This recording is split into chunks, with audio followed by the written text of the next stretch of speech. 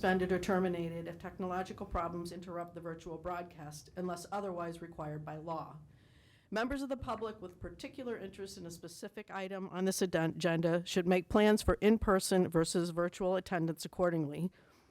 If you are participating remotely, please identify yourself by typing your name on the screen in advance and verbally once you are identified to speak. We request you please turn on your camera, and comments or statements are limited to 3 minutes. So that we could all stand for the Pledge of Allegiance.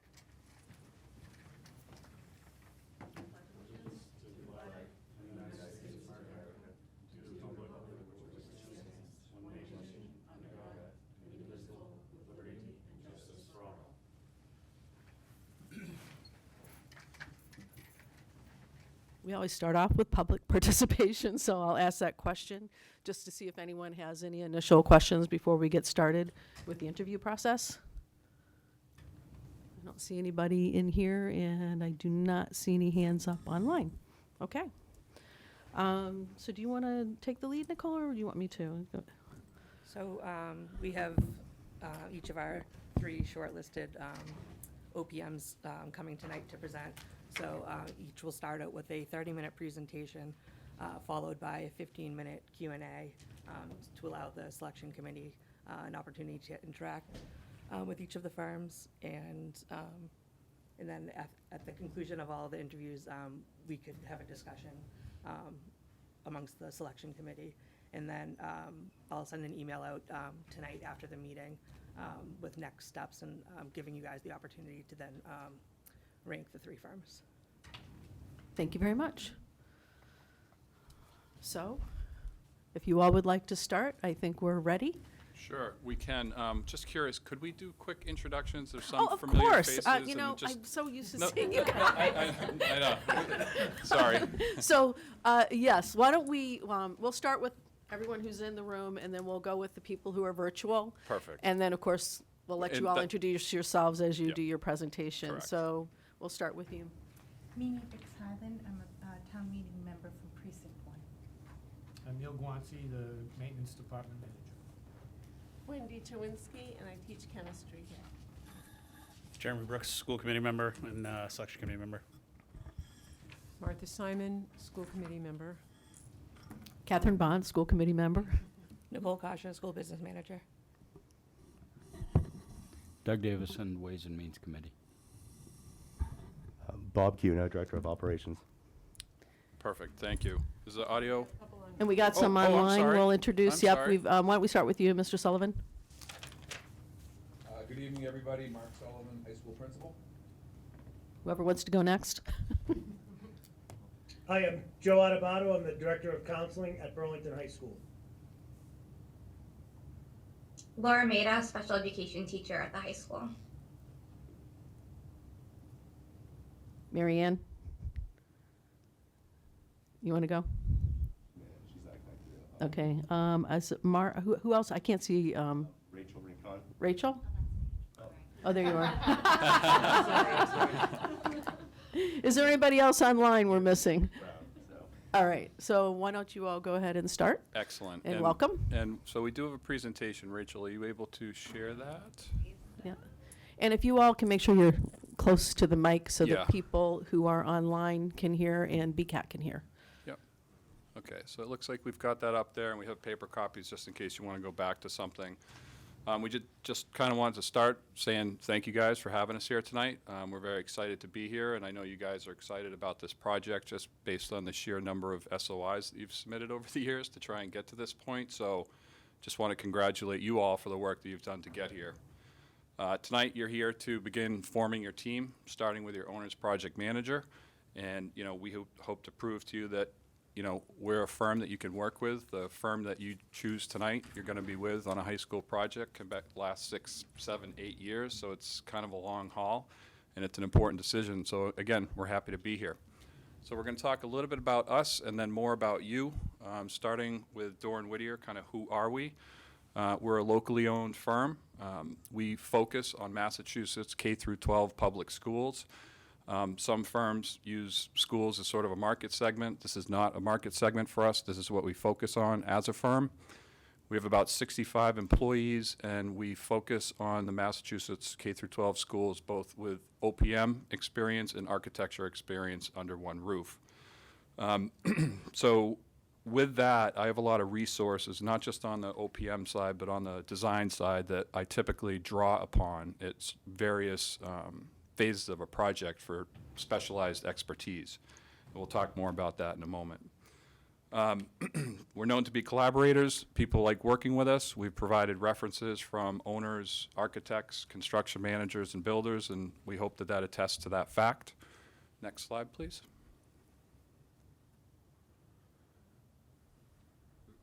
Little delay there.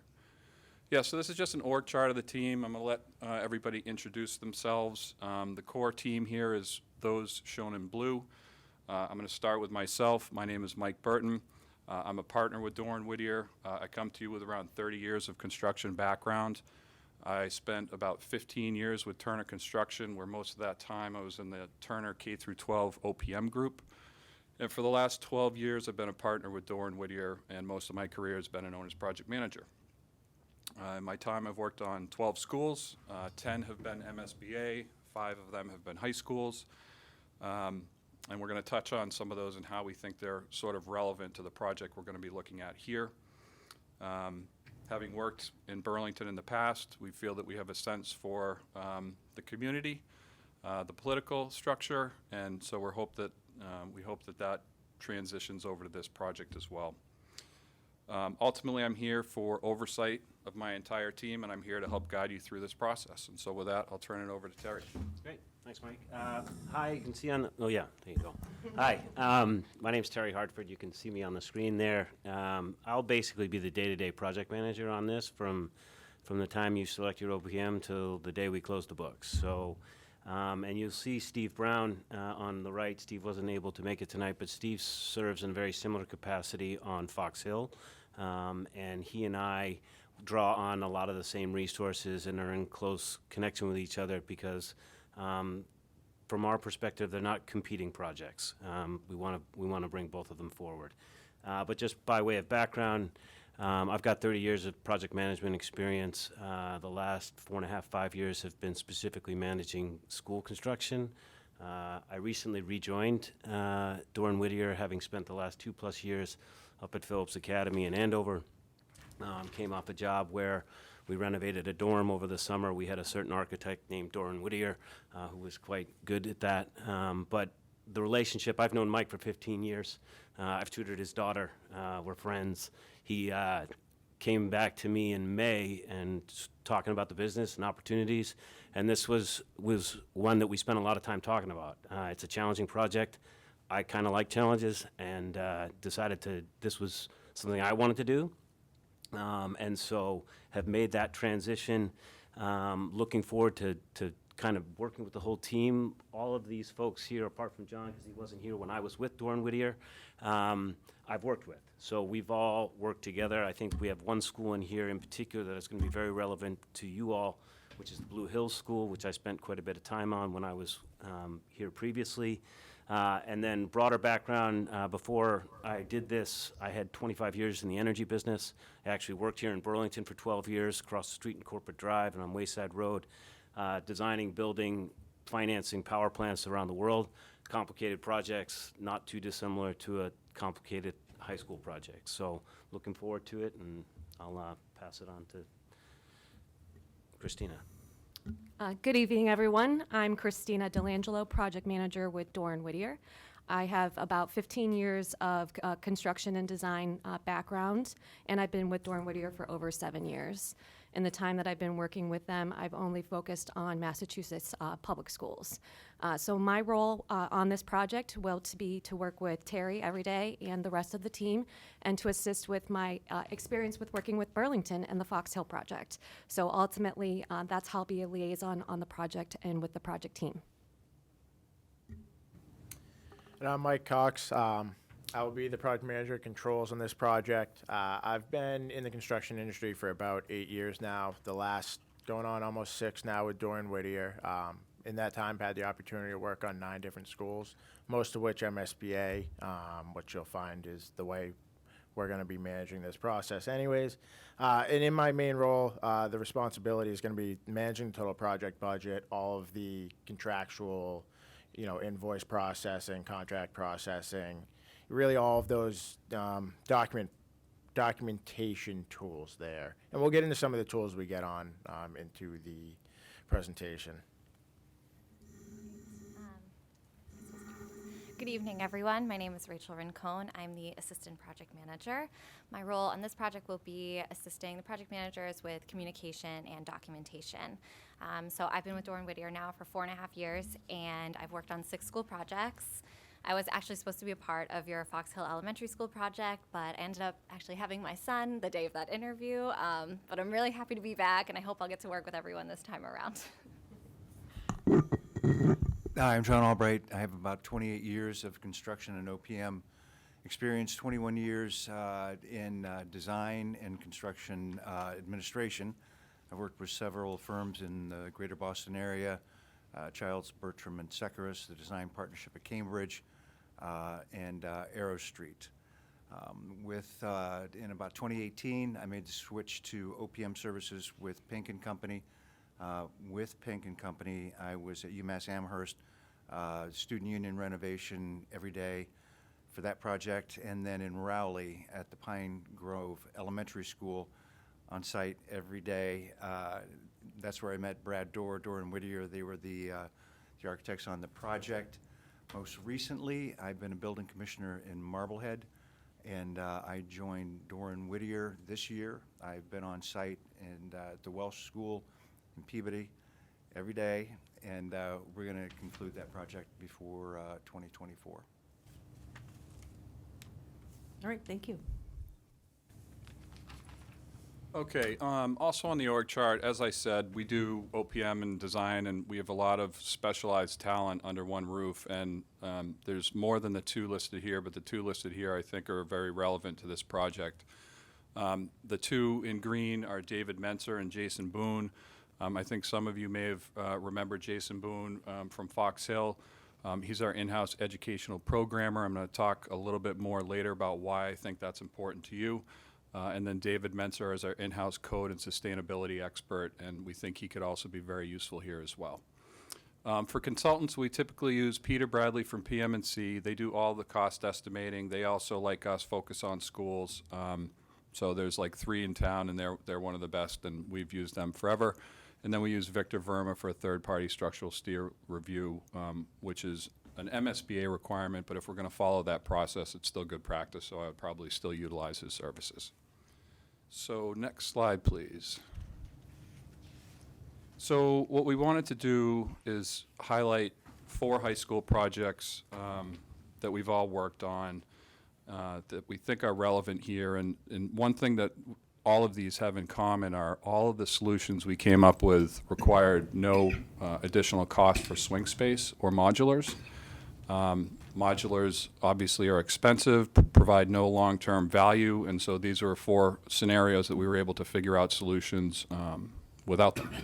So starting with Newton South, this is an example of an addition renovation. I would say probably 80% reno, 20% addition. This facility housed roughly 2,000 students. What we did was we built an academic wing as sort of a phase 1. We moved most of the kids into the academic wing. That opened up space within the existing facility. And then we renovated that and continued to hopscotch around the site. And so we think that could possibly be one of the potential solutions here too. So we thought that was very relevant. That was done when I was with Turner Construction. So the next one's Mount Greylock Regional High School.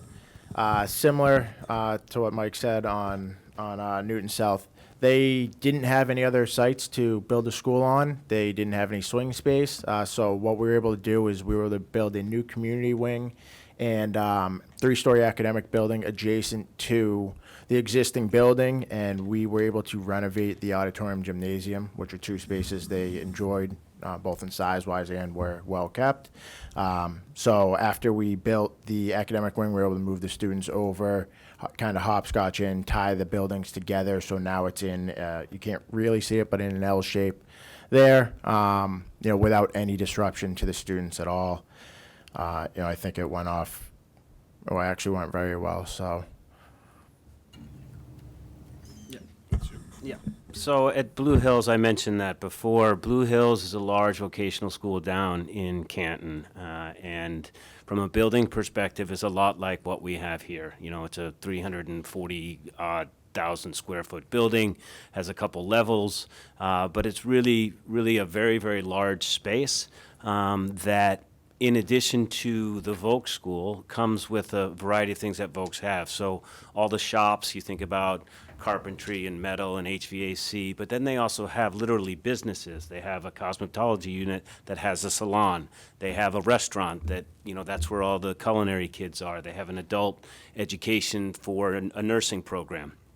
And, the space required an occupied renovation where Mike uses the term hopscotch, but because they had some underutilized space in the building, we could move kids around and then renovate and then move them back. And it was a long, complicated process. It was probably 3 years, 2 summers, second shift work, just complicated, and requires a real team effort. And part of that job, and I know Dr. Conti's not here, but the superintendent of schools was switched or resigned halfway through, and Jill Rossetti took over, and I know she knows Dr. Conti because they're peers.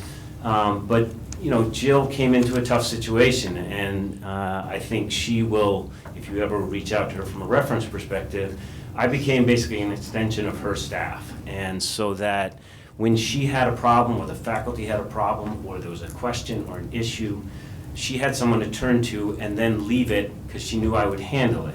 The majority of people associated with this building are supposed to be educating the kids and providing curriculum, not managing a construction project. That's what we're for. And so that on-site presence is something that we're going to highlight and focus on because it absolutely is going to be required here, regardless of the solution. And then lastly was Newton North. This was a job that I was on also with Turner Construction. I was the OPM there at the time, very political project. It was one of the largest high schools in the state at the time, got a lot of political press.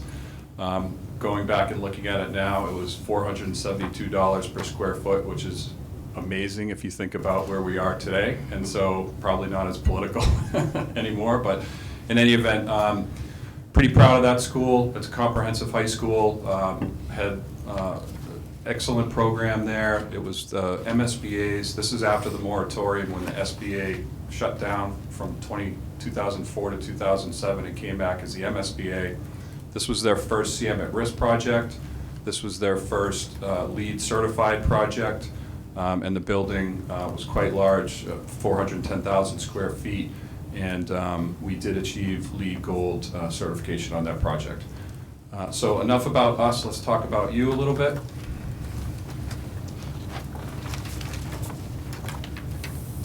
Yes, so we wanted to highlight, as far as project understanding for the high school, some key factors that we want to talk about and get further into the discussion on, particularly because we've had this project on our radar for a long time, and we understand that the site is going to be very difficult to work with and to understand how we're going to work with the different options as far as buildings moving forward. So we know that that's going to be something that's going to be a huge contributor and factor to studying the different options and what we can and cannot do with the limited access and availability of the site itself. We do think it's important, even though this is not an MSBA project, to still kind of follow some of the same process with going through the feasibility and schematic design phases. And so we do recommend still looking at the different options, studying a reno, an add reno, and new construction. And then another important aspect that we know that's important to you is, from our experience of working in Burlington and working on the Fox Hill project, we understand that there's other capital improvements in town and projects that are on everyone's radar. Obviously, the Fox Hill School is currently in the PSR phase. The high school is definitely a priority for the community and for the town. We understand that there's a police station that needs to occur sometime in the future, as well as understanding how to address the Pine Glen Elementary School as well. As far as community engagement goes, from our experience of working with you, we understand how important that is from the very beginning of the project, and to be as transparent as possible with the town and the community itself. We'll talk again more about all these items when we move forward with the presentation. And so ultimately, our goal when we study those three options and following still that MSBA process, our goal is then to provide you with a budget / construction cost estimate at the end of the local process. And then we'll talk about the schedule that we went through based off of what we understand that is possible for this project, and then also our understanding of your local approval process in town as well.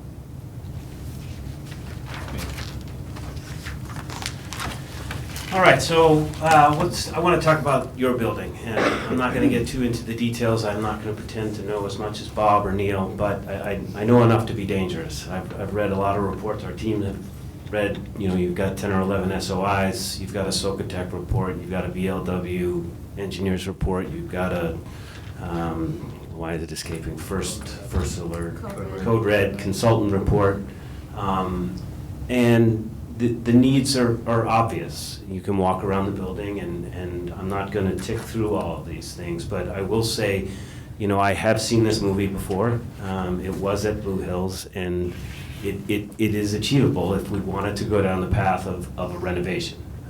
Will it be challenging? Of course it will. But we can absolutely do it. But what I would caution is that is an option. There's multiple options, and we need to take the time to assess all of those. So, I've listed all these things here. I'm not going to tick through them because I know that you're well aware of them. Just turning the page, which there's a lot on this page, and that is somewhat by design.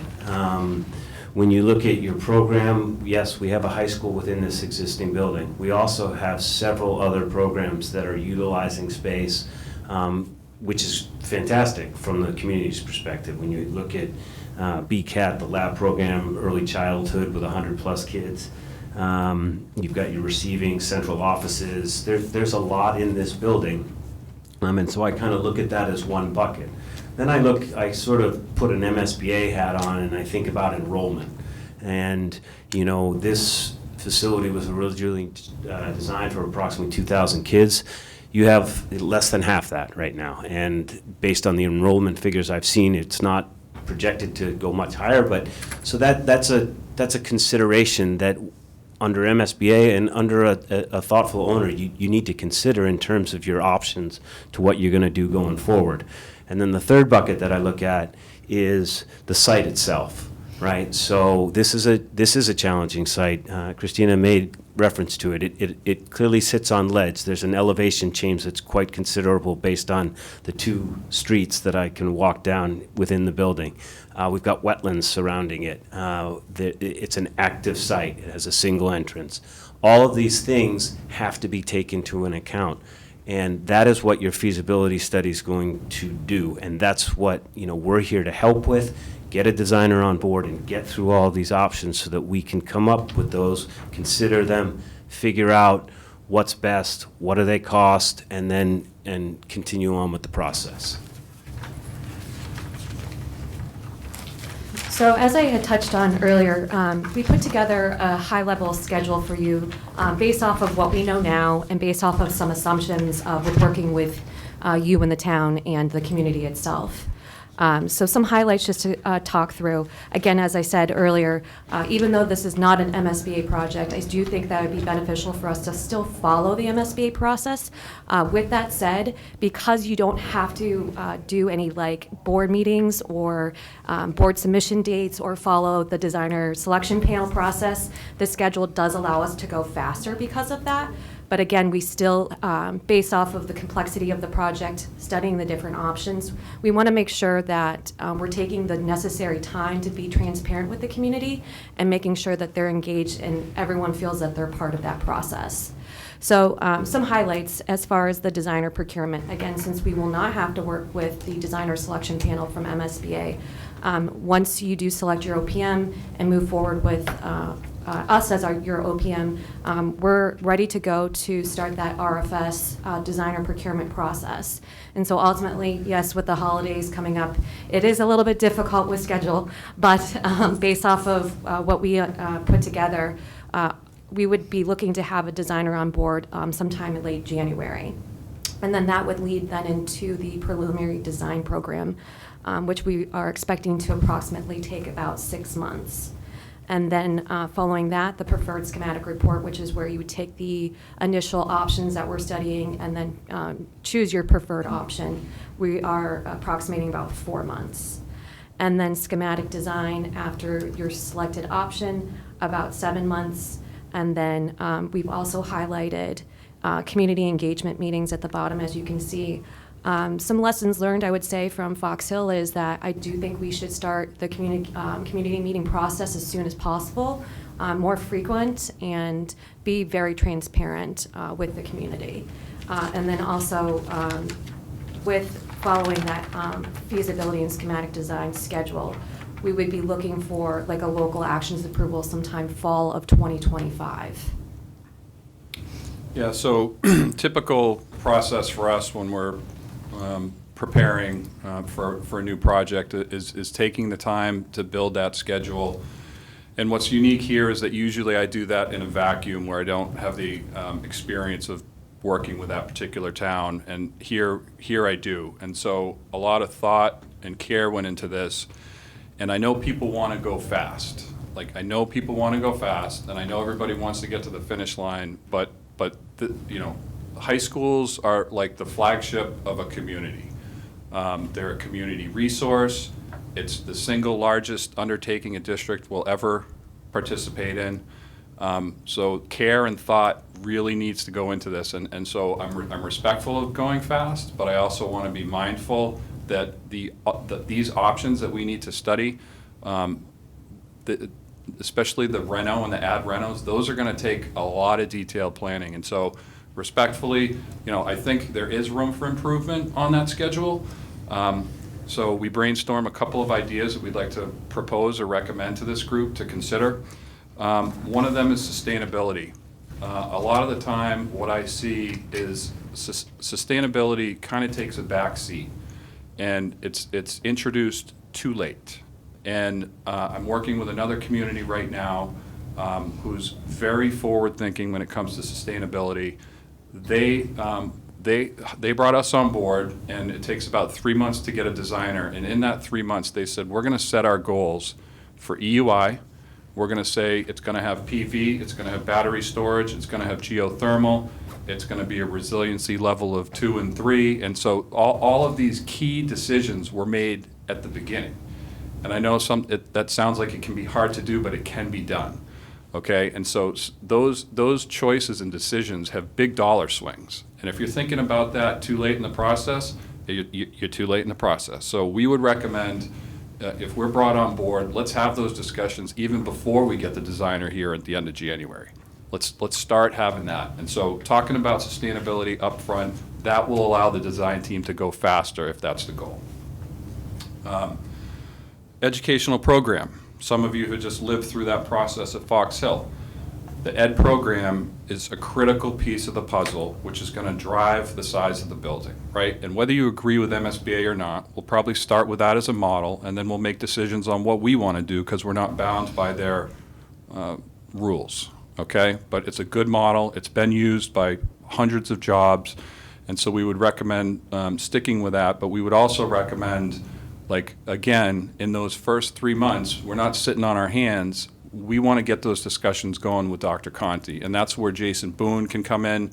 You know, if he can be available to sit down with Eric, his staff, whomever, and just start that process, start that critical thinking now, again, with the intention of going faster, making the design team more efficient, and just getting them up to speed quicker. The other thing that drives the size of the building is you have a lot of non-educational program in this building. It's at 50% capacity educationally. Being good stewards, you've figured out ways to utilize that space. You know, whether it's BCAT, early childhood, there's a lot of things in here, district offices, lab. we would also recommend to this committee, it's going to be your charge to figure out who stays and who goes, right? And so there will be some analysis done, whether it's taking one of those programs and putting them in office space. Well, how much is the office space per square foot? Probably in the $35 range. What's the payback if we were to build it, into the building and do that analysis? But again, those decisions need to be made up front. And again, once you carve all those things out, if you're telling the designer, okay, these non-educational programs are in, these ones are out, now they got that square footage. We get through the ed program, we make the adjustments to what Burlington wants as opposed to MSBA, we got that square footage. Now we know the size of the building, now they can get to work drawing. So those are a couple of key things. Christina talked about the other capital improvements, like we're gonna be here to focus on the high school, but we can't have our heads in the sand and not realize that there's other projects going on around us. So we are gonna be able to provide information to the town, Ways and Means, Select Board, whomever, and so we're gonna provide that as much and often as we can. And then option selection. Some of you saw it on Fox Hill. When we get to the end of the, I'm saying acronyms a lot, and I realize that's bad. When I get to the end of the preliminary design program, which is the first phase, which is where you pick the minimum 3 options, there's probably going to be a lot more, but minimum 3, reno, add reno, and new. It's going to be really important to start to eliminate the ones as quickly as possible that just don't work educationally, financially, or what other reason. The longer those stay on the table, the slower the designer's going to go. And so I think some of you have realized that as sort of a lessons learned. So that's another thing that this committee can do to go faster.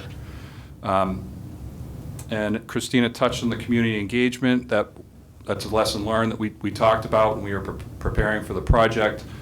We've identified about 7 community meetings. I think there's room for more. But at a minimum, we see 7 as shown on that schedule. I'm going to let Christina talk a little bit more about that. Yeah, so just real quick, from our experience, I think it's invaluable that we've worked with you. We've done community meetings with you and with the town and understand the community, the process, the stakeholders, and how to make sure that people know about the meetings moving forward. I think that that's so important, so that way we make sure that we don't hear after the fact, I didn't know that this meeting was occurring or what this project was about. We want to make sure we're as transparent as possible from the beginning, and I can't stress that enough. And that includes engaging with the community, forums, hearing from them, getting their feedback, making sure that they're engaged in the process. And that helps them gain the support from the community as well for the high school, which, as we said, is your most important project, and it's a real flagship project for the school district itself. Another tool that obviously we used at the Fox Hill School that Rachel's going to touch on is the project website, which we feel is very important to make sure that that's established right away for the building project. So we've already developed a project website for you for your Fox Hill Elementary School project, and I think it's a great way to keep the community informed, and we would do the same thing for your high school project. So this website will have your meeting minutes, your presentations, and all your important project documents. And there's even a place where you can submit your own questions that we can respond to. So I really think this has helped us gain support from the community on previous projects because we are supplying everything that the community needs to learn about the project.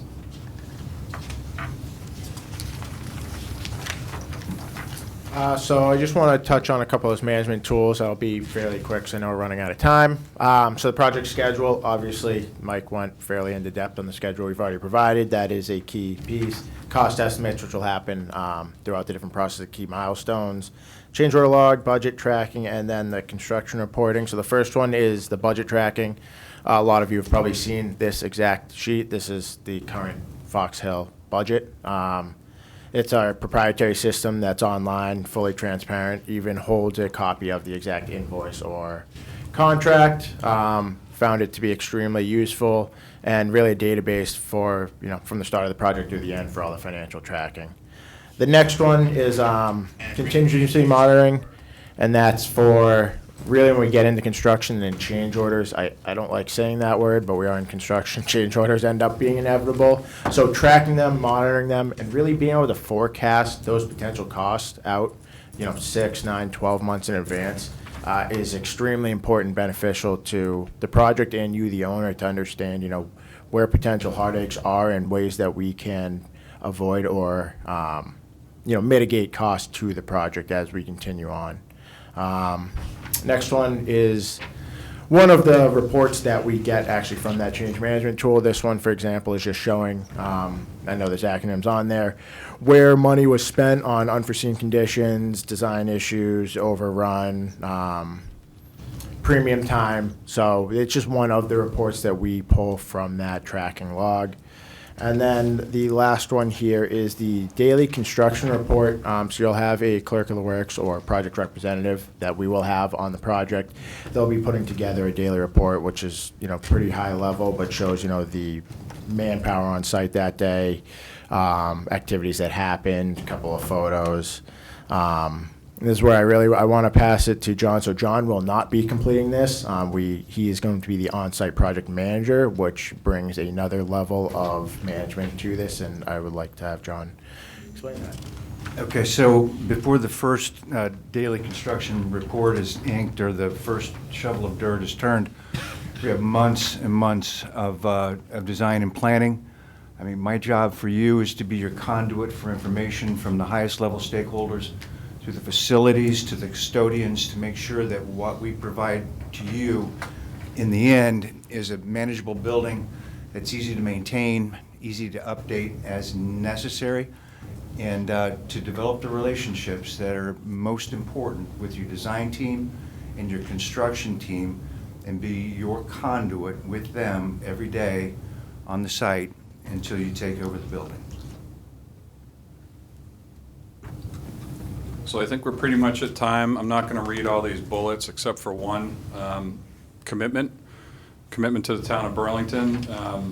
As I said, this has been on our radar. We've been watching from afar for some time, and as a partner, I've made moves staff-wise to be prepared for this project, Terry and John included.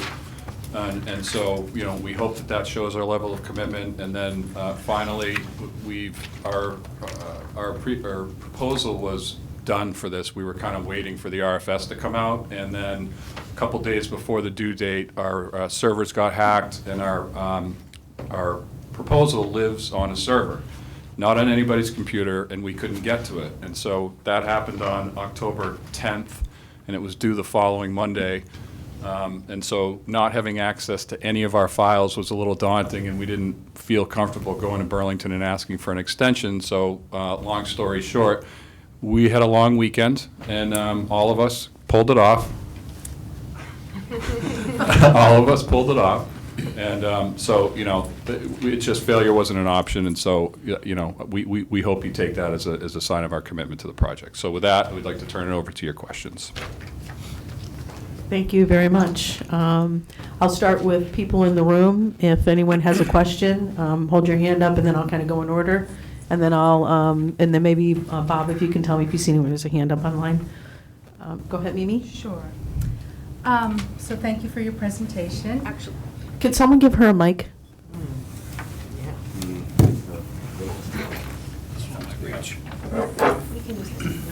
Okay, thank you. Thank you. School building projects are taxpayer funded, and as you have acknowledged, they are political in nature. They are also viewed with different lenses, including environmental and DEI.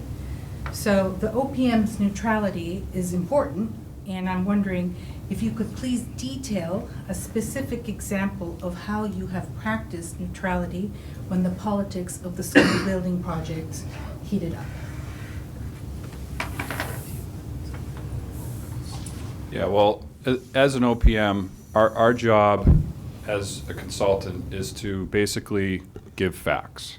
We're not here to give you our opinion, although we have them.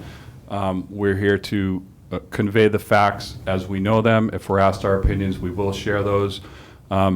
Burlington is a very political town.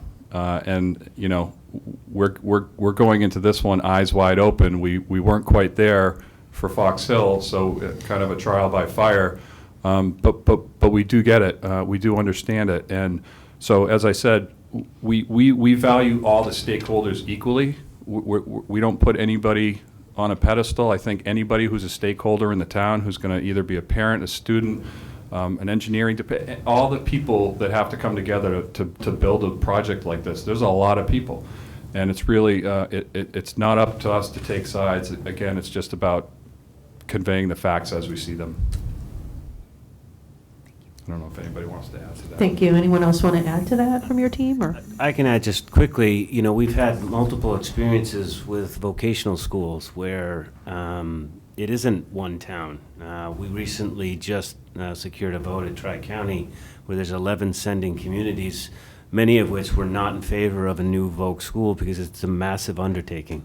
And to be able to present the facts, as Mike says, and in a positive light, and say this is what we're going to achieve here. And I know that 10 out of the 11 towns approved it, with all of them not being in favor previously, and that school's going to go forward. So, you know, that's just another example. That was last month. Thank you. Anyone else in the room have a question? And Bob, do you see anyone online? Ms. Simon? I have two main questions, and the advantage and the disadvantage of my having some experience. I think that the website that we've had has been very, very thorough, but I don't think it's served its purpose as a communication tool. And so I'd like to know how Rachel will deal with it differently than it's been in the past, and in ways to meet the communication needs that we have. And just before I answer, when you say communication needs, can you like give me an example? Are you? Well, I had to figure out how to get frequently asked questions onto the main page. Yeah. And once I did, it was done. I mean, but I would like somebody with that kind of knowledge of how do we use a website to communicate with the community. It's thorough. It has all the documents if people want to look up documents. But I also, as you pointed out, lots of people are very invested and want to know a lot about the project. So, you know, is somebody with, I don't know what the background should be, marketing, communications, you know, and will they be in charge of the website and addressing and thinking about those issues? And I was going to add to, I think that a couple times, and I know you all corrected some of it, but it's not as intuitive as you would like it to be. And that's a problem with a lot of websites, by the way. But when you want to go in and find something very simply, you know, you don't want to have to click 3 times to get to something. You want to know, like, meeting notes, like just something up front. I think for me, and I hope I'm interpreting some of what you were saying, and I agree with you. And I'm not sure if you had a comment in regards to what she was talking about as well. Yes, what I was going to ask was pretty complimentary to that. So I guess I was going to go a little deeper. You know, what front-facing systems are you going to put forward to provide that information? So we're going to, like you talked about, your change management logs, your cost monitoring logs, so forth like that. Is that going to be available in some kind of like Power BI front-facing landing page on the website? Additionally, what integrations with Parent Square, which we've recently rolled out, and some other Code Red messaging systems can we use better than we did for Fox Hill to kind of get that communication out that we maybe missed the mark on before? Yes, thank you for the questions. So as an OPM, we're not website designers. And so I think that for this project, we should hire someone as a consultant that can help us with the website development to ensure that it is professionally done in a way where everything is laid out the way that you would want it to be laid out to make it more user-friendly, et cetera. And I think that that would be really helpful for us managing it and making sure, based off of anyone's feedback changes, we're working with like a third-party consultant. That's one idea. Another idea, as far as just making sure that the community knows about it, I think that there needs to be an upfront kind of community forum, if you will, where we really out front tell people, like, this is your landing page that you need to go to for all information regarding the project. This is where all the facts lie, including FAQs, documents, et cetera. And just really making it super apparent to everyone that the website is where everything will lie for the project itself. And I think that's something that, again, lessons learned from the Fox Hill project, that we waited till after the designer was on board, a couple months even after that, till we had our first virtual / hybrid community meeting. And I think that before even the designer's on board, if we had an opportunity to have something to express to everyone, you know, here's the professional website that we've developed, here's where the documents are starting to land on and all the information, and then that way people will just realize over and over again that that's where they need to go, just from my understanding. Yeah, Thank so, you. I'm just gonna have one more thing, sorry. Sure. No. So, recently, we have started reaching out to folks to kind of help us along, because as Christina said, we're good at building schools and less so with websites, and so the critique, I wouldn't say is universal, but I would say every community looks at things differently and would like to see things differently. So what we found is there's not one size fits all, and so we try and accommodate that. Maybe another thing that we could do here would be to, you know, have a communications working group that meets immediately and starts looking at different platforms, looking at different layouts, ideas, and have that right up front. And then another thing we've started doing at community meetings is we use something called Menti, and it's a way to ask a question, and people in the audience can hold up their phone, scan the QR code, and provide their input live. They can do it remote from home. And so we start with a simple question. What do you know about the project, and how much more would you like to know about the project? And you start with simple questions like that, and then as you get further into the process, you ask more detailed questions. What do you like about the website, or what don't you? And let's use the community. They have a voice. We want to hear their voice. Let's make it part of these community discussions. What was that called again? Menti, M-E-N-T-I. Ms. Simon, another question. We're done with the website. The other thing that I'm concerned about is I know you just were accepted to work with the Lexington High School project, which is going to be huge. And when I read the proposal, it says, you know, that Mike has got 10% of his time committed, Terry's got 15%, although you just told us you were going to be there every day. Christina, 15%, Mike Cox, 30%.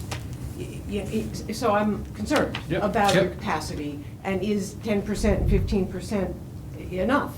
You know, it is something that needs constant, ongoing care. I completely agree, and was expecting that question, because I would have asked the same thing. So like I said, I knew this was coming, and I knew we were facing capacity issues, and so I brought on 2 new employees. Terry was not on the Newton Lexington project. So Terry has 100% capacity right now. But that's not what you wrote in the book. So is that inaccurate? Yeah, we brought him on board for this job. He is not working on anything else right now. I think I wrote it and it says 50%, but somewhere in the write-up it says available full-time. Okay, all right. So that's So- okay. And then similarly, John, his project is wrapping up probably Christmas. After that, 100% capacity. Mike Cox and Rachel are on a project that's wrapping up this spring, and that's going to free them up. Christina is also on the project that John's on, which is ending around Christmas. That's going to free up more time for her. And I have a job coming offline this summer. So I knew that would be a question, and I wouldn't have gone after this project if we couldn't do it, and that's why I brought on these 2 people. Okay. Thank you very much. And Mr. Brooks, I think, has one more question. So Terry, you mentioned the environmental challenges of school, lots of upgrades, whether renovation, addition.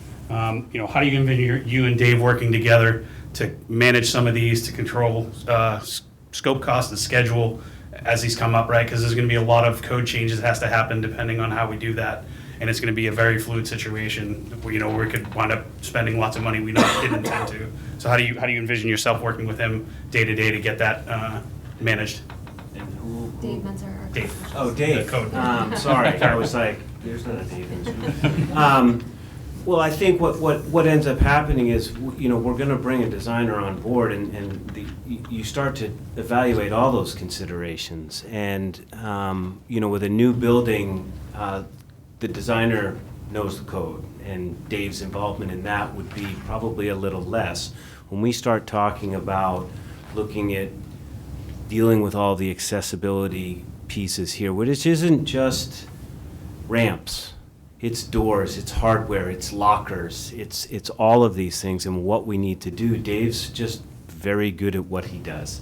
And I would bring him in with the designer and we would brainstorm. And John, and the guys that are here that know the issues. Just the one thing that I really appreciate about Dave is, as you said, Jeremy, codes change constantly, right?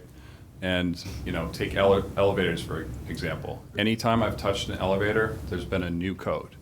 And so I was working on a project, and Dave is that guy who's like on it. And he'll send out a company all email, because half of us are designers and the other half are OPMs that are going to be fighting change orders. So it just happened recently. A recent elevator code changed. I got an email from Dave. I sent it over to the design team and said, hey, did you know this? And they're like, no, we didn't, right? And so that's how I lean on Dave. And if there's a disagreement between your builder and your architect, he's a great third party to sort of weigh in on it and help push it off a dead center. And so that's kind of how I utilize Dave. Thank you. Any other questions? All right. I think we're good. And thank you all for your very detailed presentation and for your answers to all the questions. Thank you for having us. Thank you. Thank you. Thank you. Good evening, folks. I'm Jim Rogers. I'm the principal of Left Field. Very happy to be here. I'll keep the introductions going, and then I'll start again as we get the slide deck going. Hi, folks. My name's John Bates. I'm a project manager here at Left Field. I went to architecture school, and I got licensed, and I worked on the design side of the industry for about 15 years before making the move over to the OPM side, where I've been working almost entirely on K-12 public school work.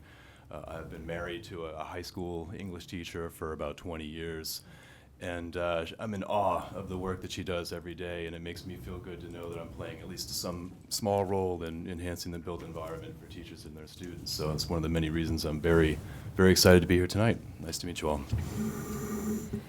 Good evening, everyone. My name is Linda Laporto. I am the communications manager on projects like these. My background is completely in the dark in the construction management for the past 18 years or so, and has since moved into the OPM world, which has been really, really interesting for me because my construction background was in corporate work, and so making the change to K through 12, where I've spent the last couple of years, has been really, really great to know that I'm at least playing such a small part in helping kids get a better education. So super happy to be here and appreciate the time. Okay, thank you all. So Bob, let us know when you've got the presentation up and we can start.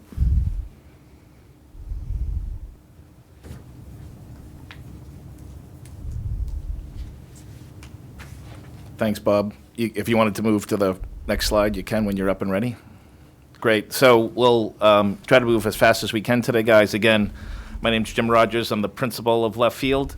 Happy to be here tonight to talk about the Burlington High School project.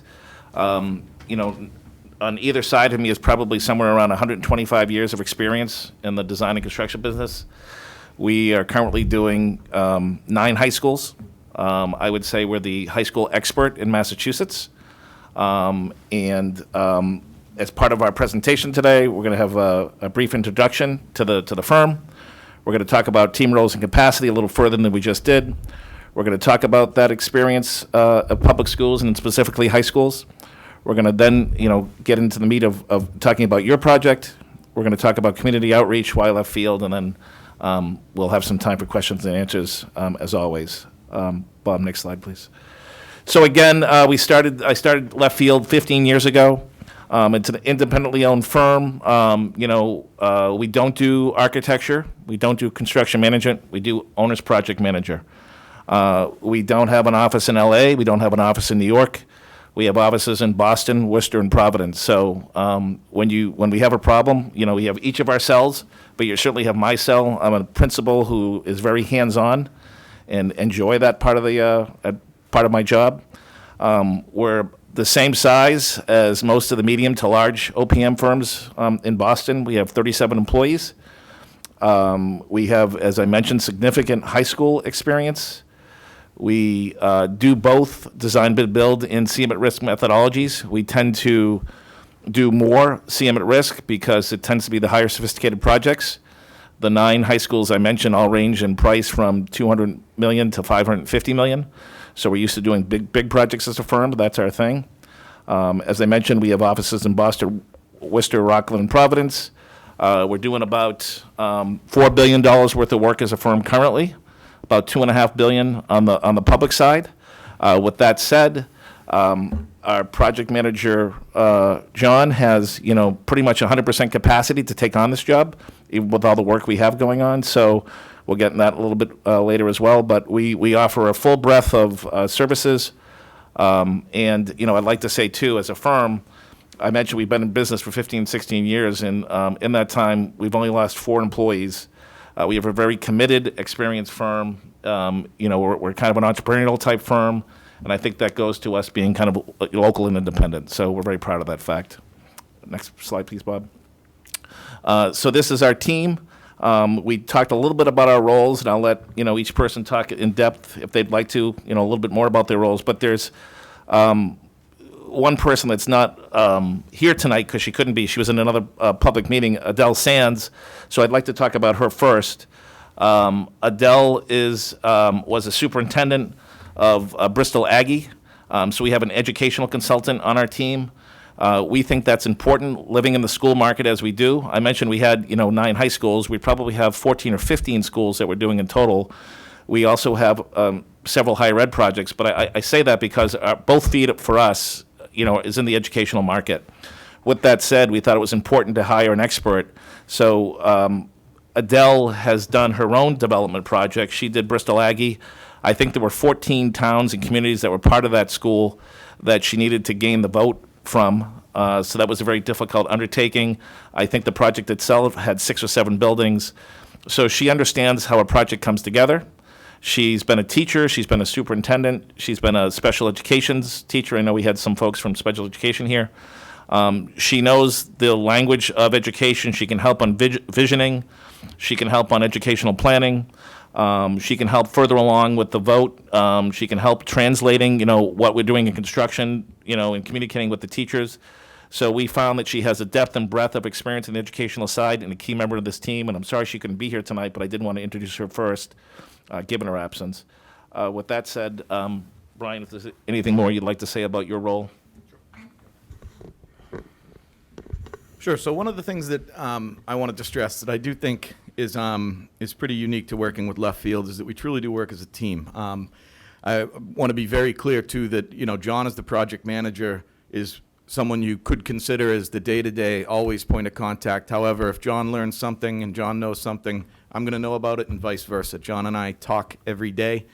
This really is a team approach for us. It's not that the 5 people, we're 5, right? Sorry. Adele was going to be here, so I was thinking 6. It's not like you see us 5 people at an interview and then you're just talking to the project manager after that.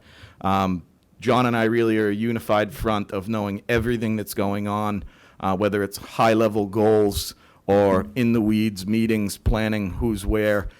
We talk every day, and everyone on this team will remain engaged throughout the process. So you don't see a bait and switch with Left Field. These are the people that you're all going to get to know if we're so lucky as to be chosen for the OPM as this project.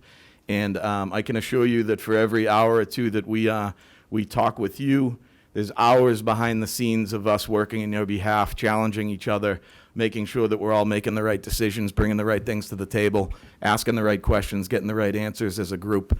And I think that's something that Jim has really fostered an environment that that Left Field excels at. You will get a team behind this, and you'll be getting our entire undivided attention to learn your goals and make sure that the dozens of people working on this project know your goals and know how to follow through on them. Again, I would just add that you have a more than qualified team in front of you. And again, I'm a phone call away for any of the team members if they need some backup advice. Okay. Hi, everybody. So like I said, I have 47 years in the HVAC industry, and I've been with Jim 10 years. And I am the MEP guy for this building. I would be your advocate. My primary goals are to review the drawings when they first come out. I look at the equipment selection. We talk about it. Understand what you guys want to have for equipment, and I remembered a lot of our conversation from the walkthrough. You know, we want easy maintenance, we want reliable stuff, and things that work well. And I also oversee all the installation of all this equipment so that everything is installed per manufacturer's recommendation, everything's accessible. And then I stick around for the commissioning. I oversee the commissioning. I stay back. Jim's gracious enough to leave me alone at some of these high schools well after they're finished to train the facilities guys on these new BMS systems, the new VRF systems, the high-tech equipment that's going in these schools. And that has really paid off in the long run, because you're going to get a big building and you don't want to be overwhelmed with it, right? So it's really been rewarding for me, for a service guy, to be on this end of the table. So nice to meet you all. I just want to say I can't say it any better than Brian said it earlier. It's the collaborative spirit of this group, the team environment is what I love about this. What I love about Left Field. I know from experience it's not always like that. Not every company operates that way. And we're really looking to not just partner with you for this particular project, but we're looking to partner with you, the town of Burlington, for the long term. And that's a big part of what we do as OPMs and why we do this. It's the people. So. I think maybe we should just mention as part of the team, we also have Sally Rogers, no relation to Jim Rogers, who is on the backside of things and handles everything documentation. And Andy Duchesne, who would be our site representative should this become an actual construction project. So we're all a team here, and this is how we like to do projects. So this team here is dedicated to really finding out what is going to work best for the town of Burlington and for the school. So super excited to be here, and I'm going to have you move on the slides if you don't mind. So this slide is just an example of some of the clients that we currently work with, the districts, the towns.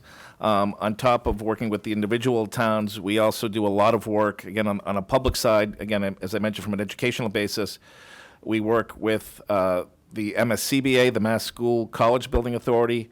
We work with DOER. We work with the UMass Building Authority. We work with DCAM, and of course the MSBA. So we do, this is our bread and butter, is the work we do on the educational side in the public sector.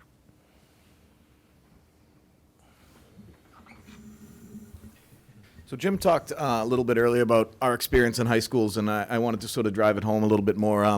As he said, we do consider ourselves experts in owner's project management for high schools. It's a different animal with high schools than planning other academic facilities. There's a complexity of the academic programs. There's a complexity of community use in the buildings. There's often other parts and pieces. For example, we all walked by the Burlington local access television. All sorts of items like that sort of combine to make these high schools complex and unique in the school building world. Also, they usually end up bigger, which brings in a lot of complexity in terms of permitting, fitting them on sites, working them into active campuses, all stuff we've all seen. As Jim said, we have 9 active high school projects and more before that. A couple of them are on the screen.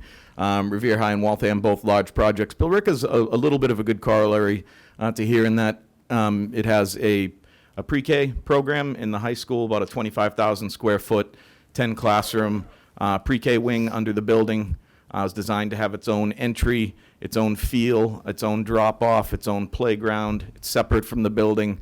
All those levels of security and all those thoughts that go into having the real little kids in amongst the high school and a community building was really a good learning experience for us then. Next slide, please. Number of other high schools up here. I encourage you to reach out, if you haven't already, to some of our references and contacts here. We think that we don't know of a bad reference. I don't think there is one. Honestly, I don't mean that in any sort of arrogant way, but we spend a lot of time trying to really get to know our clients. We spend a lot of time day to day, and these projects take a long time. So by the time we get through them, we have very good relationships with them. Next slide, please. We do have a lot of repeat customers and a lot of repeat with some of our older schools too. Sorry. True. Did you guys hear me? We just want to make sure that people online Oh. here, and BCAT's recording too, so And thank you. Yeah, Jay mentioned that we do a lot of repeat work a lot of times, especially with these big high school projects that require us to get to know everyone at the table, whether it's folks coming from the academic side, the town side, the finance side, various town boards. We often stick around in town and do a lot of work. Billerica is a great example of that. We started with the high school there, and we've done probably upwards of 10 other projects, smaller projects there, because the relationships are so good. Concord Carlisle's another high school that goes way back for David and I, back before I had gray hair, in fact. But it's a good corollary also in that there was a lot of programs in there that were a little bit outside of the typical 9 through 12 programs, stuff like local access TV, et cetera. So we've sort of seen, in our opinion, we've seen the movie of how to help a client engage with an architect and come out to a real educationally appropriate and cost-effective solution. We feel like we've seen the movie a few times, even with these. We've kind of feel like we've hit every unique piece once, maybe twice, and that we could be a good asset to you folks in really solving the challenges that you're going to face in building a school to this size. Next slide just has a couple more of our projects. Agawam is another one with an integrated pre-K program. Again, there's a lot to that. Really, if there's any other specific questions on some of these jobs, I'd encourage you to ask us during Q&A, but just to hammer it home, we're familiar with high schools, the complexity of them. We enjoy it, and it's one of the reasons that we do this team approach business. One project manager is not going to get you through this job. You really need a team to dedicate time to it. Next slide, please. Jay is going to talk a little bit more in depth about what he brings to the table. Thank you, Jim. Yeah, so like I said, a plan review, oversee the equipment listing. We engage the clients and anybody that has to do with MEP early on, talk to them about their wants, their wishes. You guys have a very on-hands maintenance crew, it seems like. We walked through, I didn't get to see all the 28 penthouses here, but I was the only one that wanted to see them out of that whole group, but we didn't have time to Jay go loves through 'em that all. stuff. So during construction, we organize walkthroughs. The clients come through. Well, the ceilings are open, the pipes are all exposed. Where are the shut-off valves? Where are the DP controllers for the pumps and all the building essentials that control this building? And the guys love these walkthroughs, the mechanical guys. And so we're part of your team.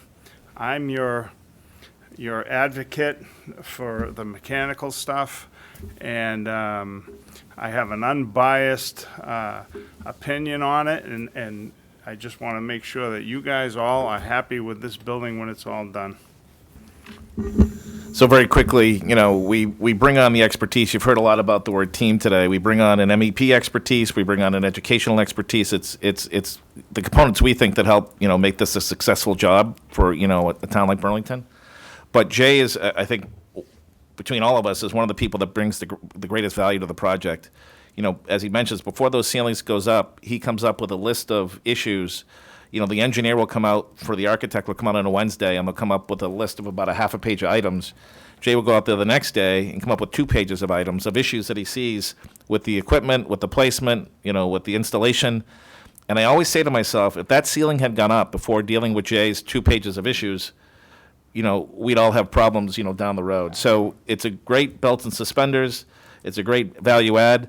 We then have a transition team, using the word team again, where Jay helps, the training at the end of the process. He stays on in Billerica. He helped hire the facility manager for the high school. He helped write the job description. He participated in the interviews.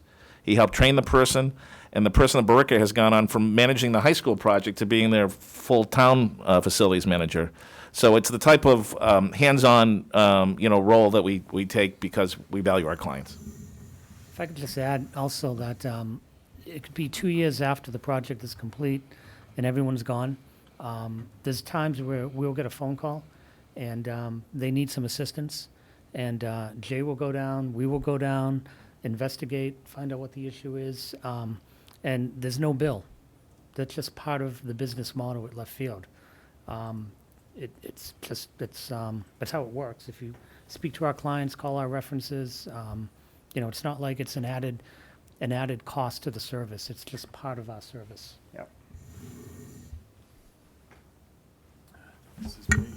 We're going to switch gears just a little bit, and we'll talk a little bit about your project. When we met as a group to go over the RFP and look at the details of your project, we couldn't help but get extremely excited. You have a 42-acre asset here and the potential to transform it in terms of making it a sustainable, carbon neutral, potentially, site. You have the possibility of bringing the outdoor in and vice versa, bringing education delivery to the outdoors, which is something that we're passionate about. I'll talk about that in a minute. That's from a master planning standpoint, and I think it's going to take a comprehensive, robust master plan effort that will make it a success overall, because you can take that and use that as a tool to communicate to the public what your vision is for the project, what your priorities are, and there's no better way to get that message across than a comprehensive plan like that. Other keys to success, obviously engaging the community. That's Linda's department. I'm not going to steal her thunder, but it's an absolute crucial element to any successful project, is a thorough understanding on the part of the town on what we're doing here and the priorities. And accelerating the schedule, moving through it expeditiously is extremely important. In public construction, time is money. And so as part of our task here is to keep this thing on track, keep it moving forward in a not a quick way, not a speedy way, but a careful but expeditious way. And safe construction sites is another one of our priorities. And as we've already talked about, we've worked on a lot of very complicated, large-scale projects, and we're able to pull off the phasing and logistics in a way that keeps the school operating during school hours while also simultaneously constructing a new building or renovating a building. So with that, we can move to the next slide. I mentioned the outdoor learning being a passion of ours. I just wanted to mention that we're currently engaged in a grant program with the state of Rhode Island, their Department of Education, to help support outdoor learning, the creation of outdoor learning spaces. 83 projects across the state, 29 school districts. Again, it's a passion of ours. We're trying to help support equitable access to natural resources for all students. It's something that we would love to see you folks do with the huge asset that you have here on your wooded wetland 42-acre campus. So I just want to mention that quickly. We could go to the next slide. Sustainability goals and strategies. The state of Massachusetts is encouraging us all to move in this direction and go towards a carbon neutral future. And we applaud that, and we applaud that you're interested in doing that as well. All the strategies that you see here are things that all of our clients are considering, if not all of them, and it's something that we're very familiar with. And again, all our projects are engaged in this. Net zero energy is becoming more and more a topic of discussion. I think it's an admirable goal and something that I think that we should consider doing here. It's a multi-step process. It takes a holistic approach. It starts with building orientation. It starts with a tight thermal envelope. It starts with in building systems, efficient building systems. And then finally, looking at renewable sources, for example, solar panels, and seeing how that makes, what becomes the most economical way to do all those 4 factors, and that becomes the way we do it. But certainly a priority of ours. We go to the next slide. Some options that we should consider at a very minimum, basic code repair would be something that would address your systems failures, your mechanical HVAC and plumbing failures, and very, very minimal architecture improvements. It would do nothing to address the educational deficiencies of your current building. So it's something we should just at a minimum consider. There's also renovation addition or new construction. They have their pros and cons. They have implications, both of them, in terms of cost and in terms of schedule, but it's something that we would definitely want to take a close look at. And then also extremely important is considering the impact of doing nothing.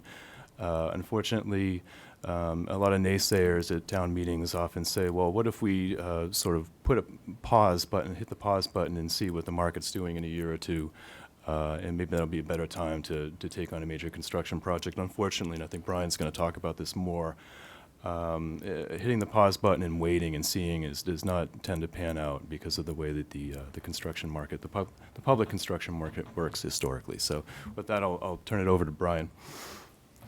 Thank you, John. Next slide, please.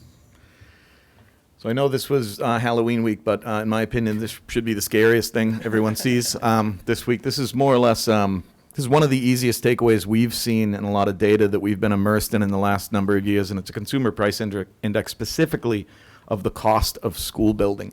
And you can see there that it took 11 years from 07 to 17 for that cost index to go up 50 points. And it really only took the last few to go up another 50. You've probably all heard about this in your personal lives. I know there's probably other buildings and other projects in town. Construction costs have skyrocketed. They appear this year to be leveling off. One thing you don't see in there is big drops. So even if there's a market correction or a recession, you should never expect the cost of construction to go down, unfortunately.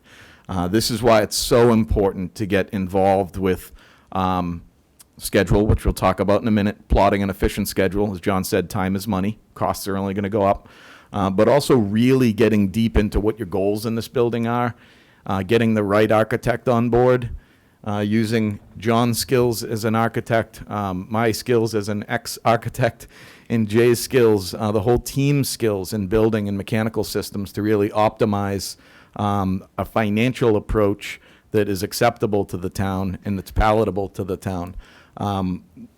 Overall, there's a lot of ways to mitigate the current cost of construction with some creativity, with some good thought, and with engagement of the right architect. But we feel we wouldn't be doing our job if we didn't come in to say it's very challenging times in terms of building schools. The days of building a school for even $500-600 a square foot are long gone.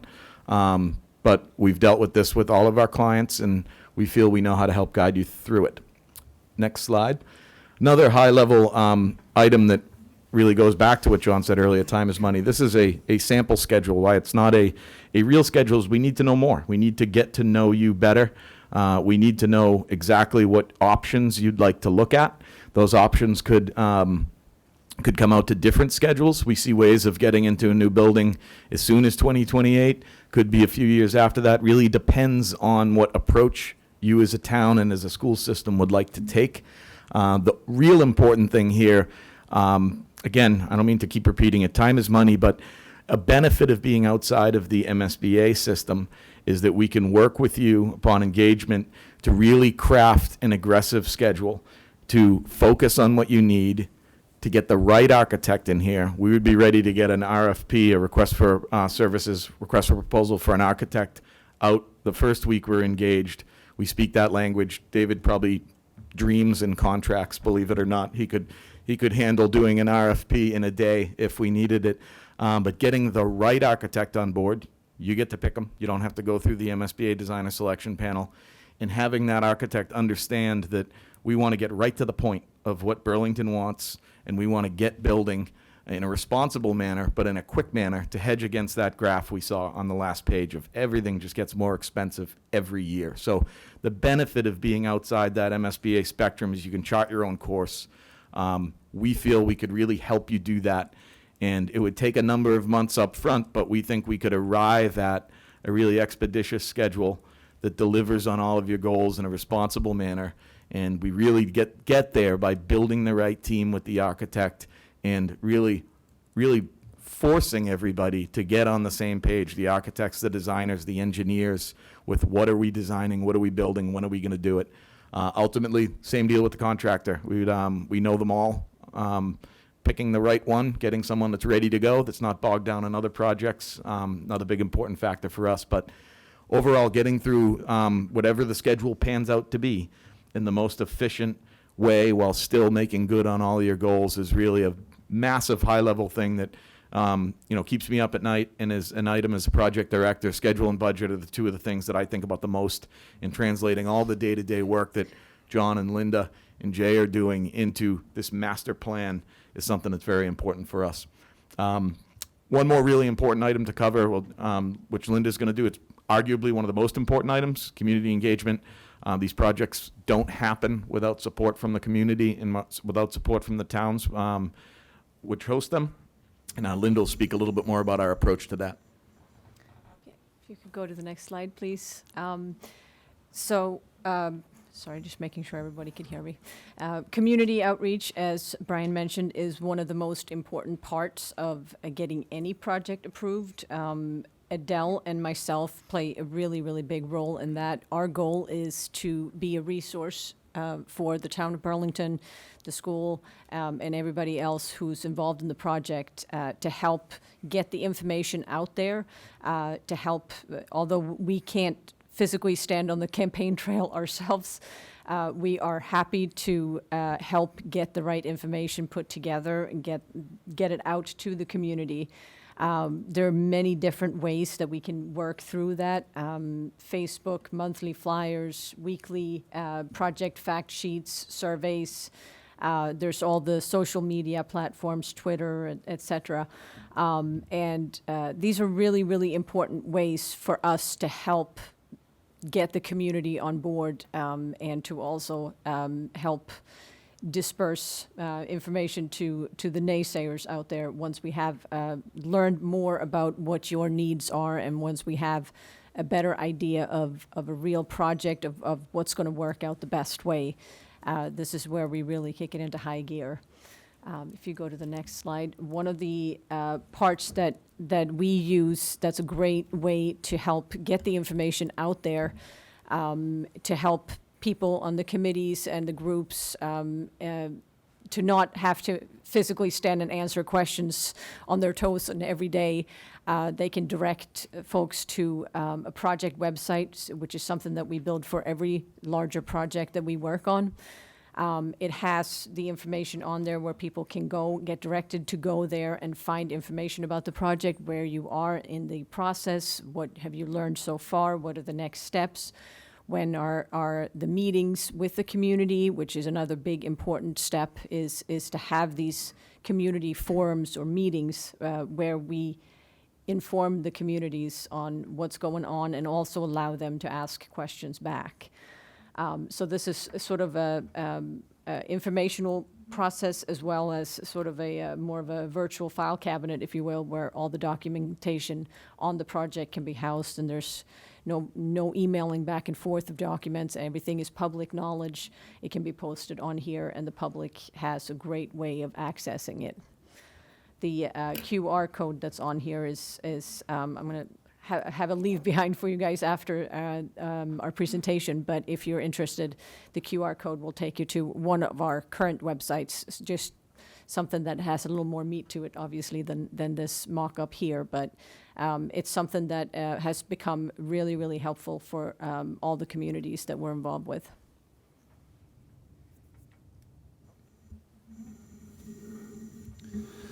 So that's pretty much all for our presentation tonight. Again, I wanted to kind of finish where we started, and that's around team. Again, we have what's considered very much an A team here that we put forward in this project. the years of experience, the specialty experience we have between, you know, our educational liaison and Adele, our MEP expert and Jay. You know, we have a lot of construction experience here at this table. Even Linda, as our website, you know, and communications person, has, you know, almost or a little over, I think, 20 years of experience in the construction industry. So, you know, no matter what seat we're sitting in, you know, it's a lot of experience that we want to bring to bear, you know, for this committee and our support of the project. So with that said, we'd like to turn it over for any questions you might have for us. Okay, I'm going to let Mimi start first again. Sure. So I have two substantive questions, and I'd like to be able to ask them consecutively. Right into the mic, too, please. Okay. So if you would just allow me to ask them back to back. I'm going to thank you for your presentation. It is abundantly clear that you are experts in building construction and with being OPMs. But how familiar are you with Burlington? And have you watched any of our community forums on our elementary school building project? That is my first question. I've given, John and I have given some of them an overview, but haven't gone into a terrible amount of depth. And do you know anything about our community? I've never lived here, but I've grown up on the North Shore, been in and out of here. I can't say that I'm in the weeds expert, but I've been up here a lot, been through here a lot, I've known a lot of people from here, and that's honestly about as close as I get, Sure. though. Thank you. If I could add, so I reside in North Andover, but I know more about the communities I work in than I know my own town.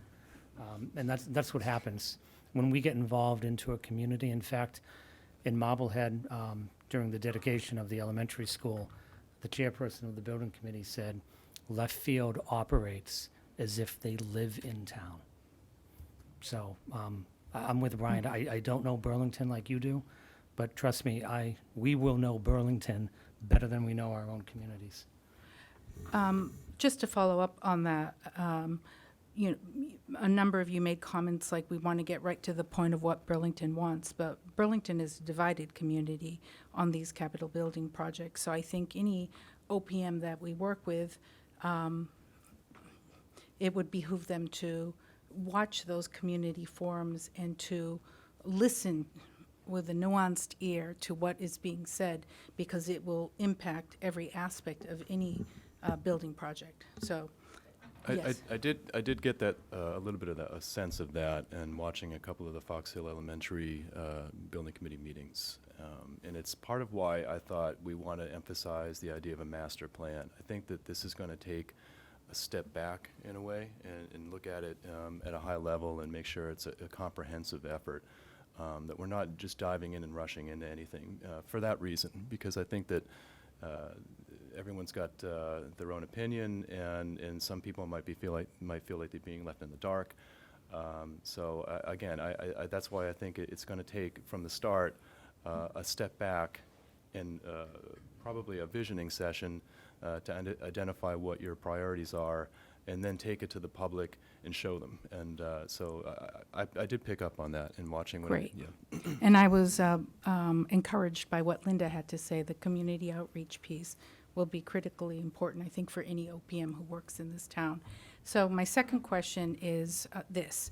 School building projects are taxpayer funded, and they are political in nature and viewed with different lenses, including environmental and DEI, diversity, equity, and inclusion.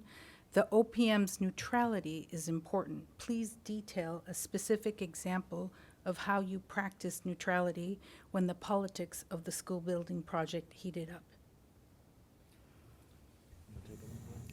Yeah, this one's pretty fresh in my mind. As I said, I'm not from Burlington. I was born and raised in Revere. I still live there. And I'm going to use the Revere High School feasibility study as an example. We completed an MSBA feasibility study, and that feasibility study resulted in a selection of a specific site, building off-site, an abandoned commercial property in Revere.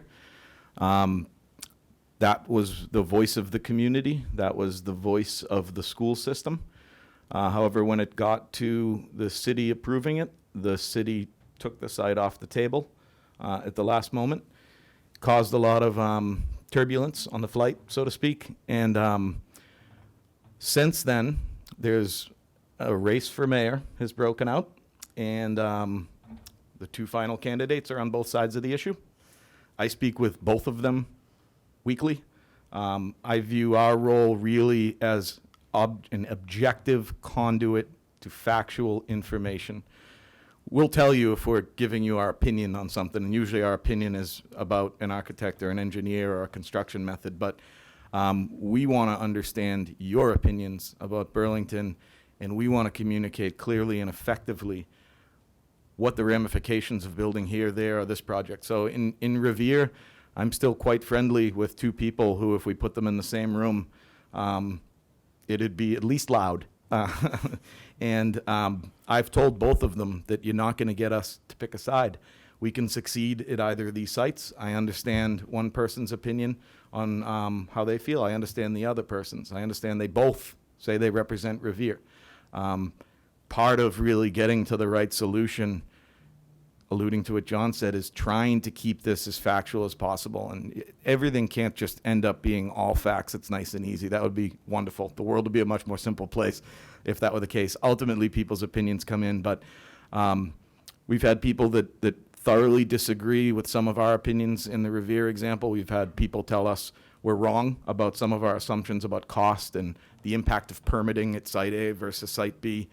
But in the end, I think they all understood that the information we were giving them was accurate. And it leads to a little bit of confusion. Sometimes both sides think we're on the other side, but we're not on any side. We're supposed to be objective. We understand these are taxpayer-driven projects. We're all taxpayers in the state and different communities. And as much as even in the Revere example, I want to have an opinion because I was born and raised there and went through the school system and my parents worked in the school system. That's not my role. My role is not to be Brian Dakin, the guy from Revere who has an opinion. It's to represent the ideas that I'm hearing in meetings and to clearly help communicate them to the community so that people can make their decisions. You're never going to get everyone on the same page, but at least what we can do is really try to remove misinformation or the curveballs, the knuckleballs from the process. We want to give people information straight, unbiased, understandable. We want to meet them where they stand on ability to understand these complex issues. And in the end, the decision is Burlington's.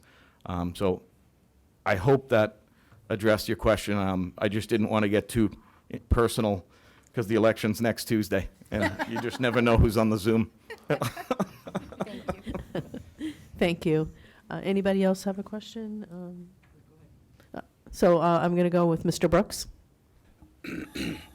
So it sounds like you have a really robust portfolio, 12 schools ongoing right now, other public works projects with a core team of 37 and a very flat organization.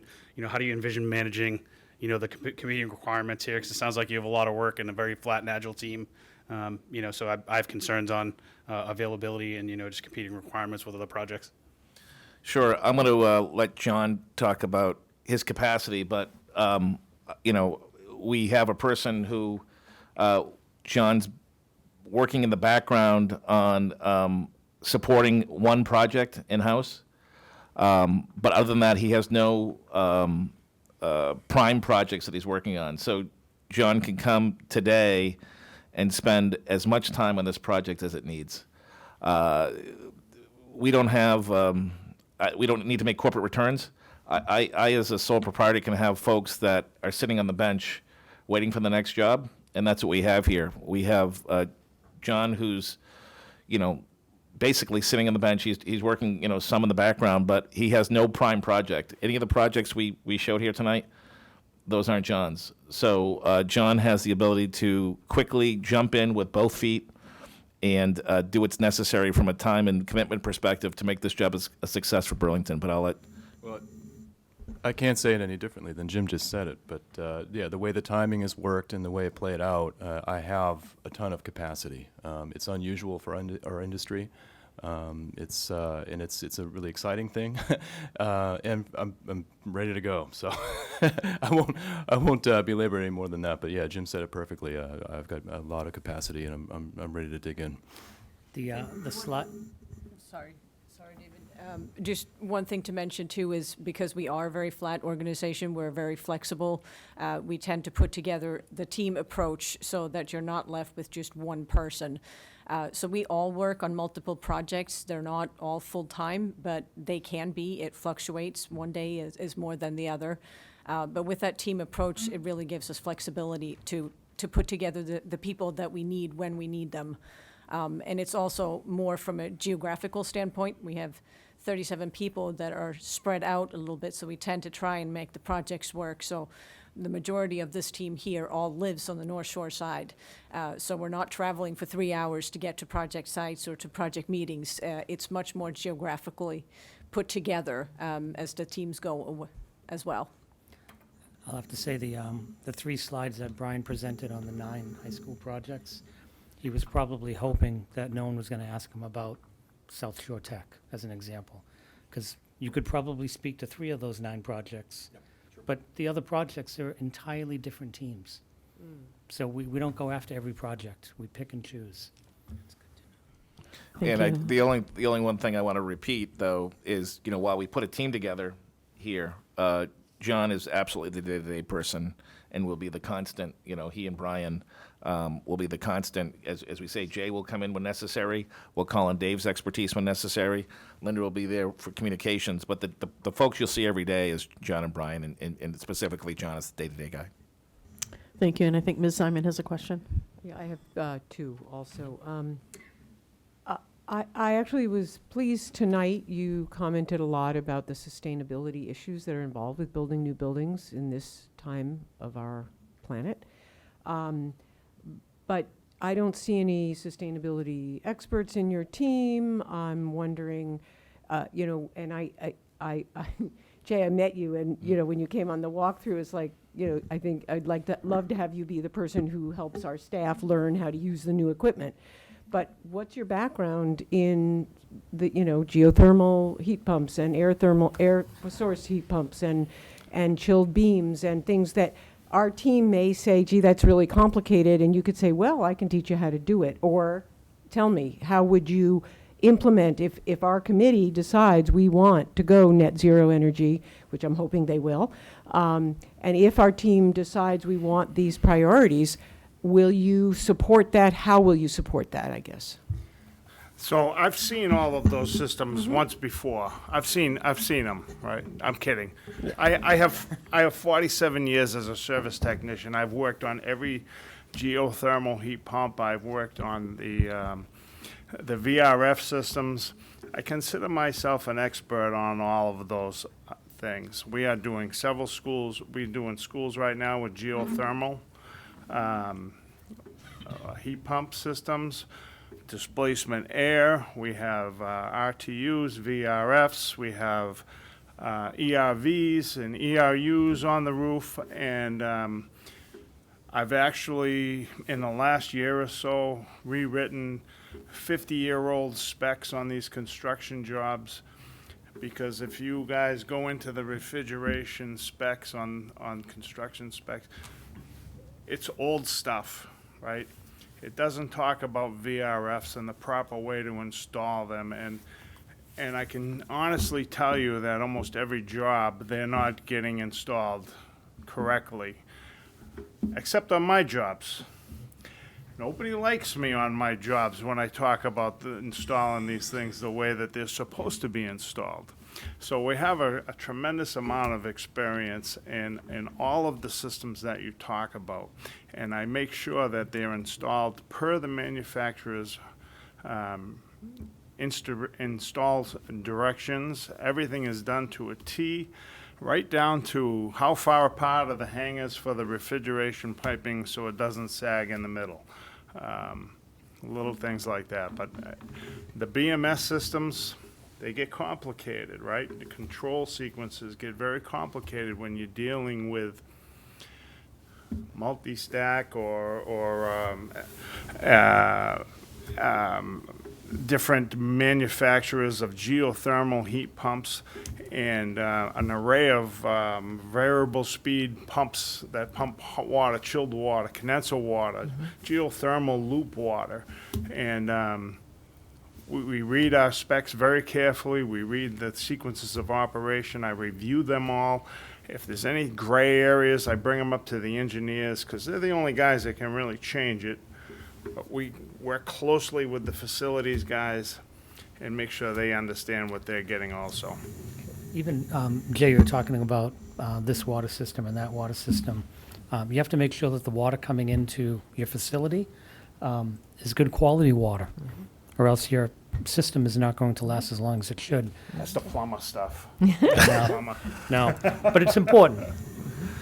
And I don't know much about what Jay just said either, but there's Neil does. most of the projects we're on, Martha, have geothermal systems.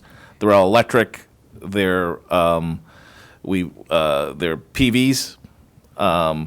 So we try to get the EUI as close to zero as possible. We're probably in the teens on most of our jobs, but we have geothermal wells, under the building. We have them across the street. We have them adjacent to the building. So we understand, reducing the carbon footprint. We understand, the impacts of new versus renovation, right? You talk about embedded carbon, so if we want to talk about, sustainability, let's take a real look at this existing building, right, as an example. Talk about the rebates that these guys work tirelessly to get the rebates that the government promises these towns. And I know nothing about that, but these guys do. So both, the Inflation Reduction Act, we work with, and that's, federal funds. We work with Mass Save on state funds. We've been successful in getting 30% of the geothermal system back for our cities and towns. It's significant rebates that are out there to make those sustainable initiatives, Martha, a real success. Great, thank you. I'm going to ask your wrap-up question. Your last question. Yeah. And then I think we're going to have to stop the questioning just to keep the Sure. pace, everything moving on. So briefly, I think it seems like Linda, is it Linda? Yes. Is your website person and has a background in communications. And I've been concerned about having a website that not only includes all the important information, which is easy to put up and post, but that we can use as a communication tool with our community to make sure that everybody can access the information they want, that we as a committee can share the information we want. Can you just 1 minute give me a brief response to that? So the unique way for me on how to approach this subject is that I'm actually a graphic designer working in advertising as I started my career, which is more years than I care to mention. But that was when I started was in graphic design and advertising, and then went into construction. So the websites that we use they're fully vetted by the districts and towns and school systems that we work with, so that we can really gear them towards being a tool versus a way to disperse the wrong information, or a way or a conduit, if you will, of wrongful information.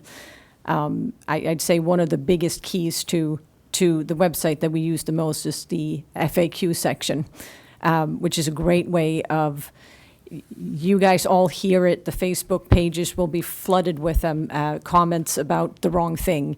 Having an FAQ section that just, again, reels it back in, speaks to what the truth is, what the facts are, speaks to actual dates and facts, and above all is also in a language that everybody can understand, right? So I have that ability to speak sort of both languages, and especially with Adele's help, speaking from the educational side and really helping on the educational questions, and really sort of merging those languages into, as most people would just say, plain English, so that we can get the right facts out there and not the wrong information. Okay, thank you. And you said you could share the QR code for one of your websites. That would be great. Thank you. I know you guys are in a hurry wrapping up. The only thing I want to say in terms of, jumping on what Linda said was, kind of the translation. We actually have websites too for some of our more urban communities that, are multilingual.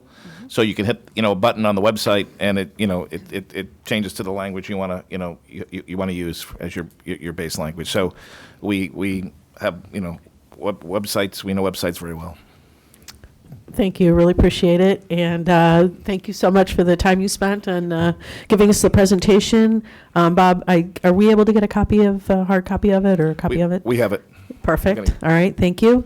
And again, thanks so much for coming, and I'm sure we'll get back to you. Thank you so much. Catherine and team, thank you very much. Slide. Thank you. Perfect. So this evening, we'll introduce ourselves, talk to you a little bit about ourselves. Then we are going to flip to the script just a tiny bit and ask you a series of questions. They're fun and easy, but it'll allow us to be even more informed as we go into the rest of our presentation. We then are going to talk to you about some considerations, challenges, and opportunities for the project. Process that we believe will help you form the appropriate project, knowing what we know about what you're looking to do with the high school. We want to talk to you a little bit about community outreach, and then ultimately we hope that you will use our collective brain power and ask us lots of really difficult questions. So with that in mind, next slide. So by way of background, I began my career in this field tangentially in architecture, practiced for about 10 years, and then came over to the project management side of the house. I always like to say that it's my greatest pleasure to be able to assemble high-quality, very talented teams from Colliers that we get to send out to clients all over the state of Massachusetts, and tonight is no different. So would love it if each of the team members introduced themselves to you. So we'll start with Sarah. Oh, perfect. Good evening. My name is Sarah Maston. I am a director for our Commissioning and Energy Services group. Our group will be providing MEP support, or mechanical, electrical, and plumbing for this project. I am a registered mechanical engineer here in Massachusetts and have, excuse me, been in the industry now for about 25 years. I started on the design side, so I've been designing systems like these and have been doing commissioning and working directly with owners now for the past 10. And on to Phil. Thank you, Derek. Good evening. Phil Palumbo, Director with Colliers, Director on the OPM side of things. I would be one of your project directors. I've been with Colliers for the past 11 years. Started off as a construction rep, so boots on the ground on construction sites Monday through Friday. Worked my way up to project director. Before Colliers, I worked in the architecture and general construction industries. Wonderful. Matthew.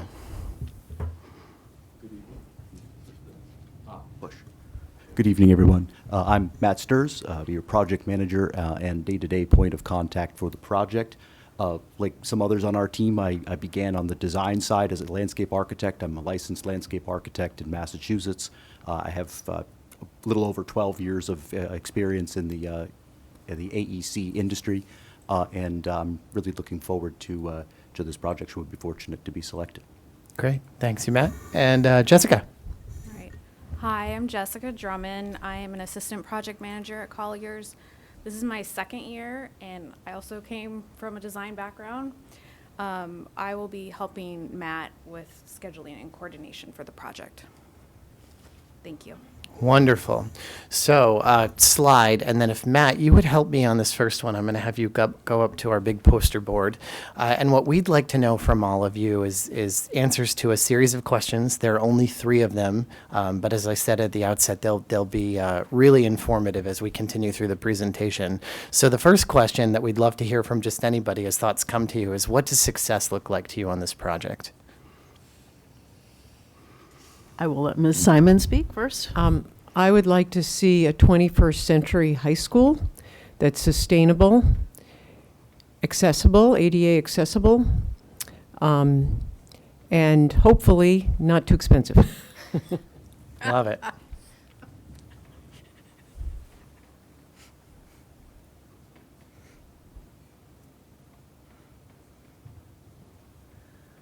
What else have we got in the audience?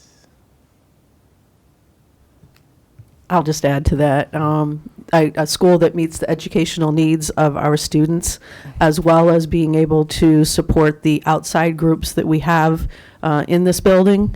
I would like, again, a building that is sustainable, but it also has to be able to stay within, as she said, reasonable pricing because of other projects that we have going on in town. Not only with school projects, but police station, et cetera. So we have to be very cognizant of what else in the timing of all those other projects in town. Great. Other thoughts in the room? Mr. Davison? I guess I'd like a project that at the end is approvable by the voters. Says Ways and Means. Yes, very good. How else can we help? Anybody online? I can't see any hands up. Do you want to tell them to unmute themselves and just speak up? No hands up online. Anybody else in the room?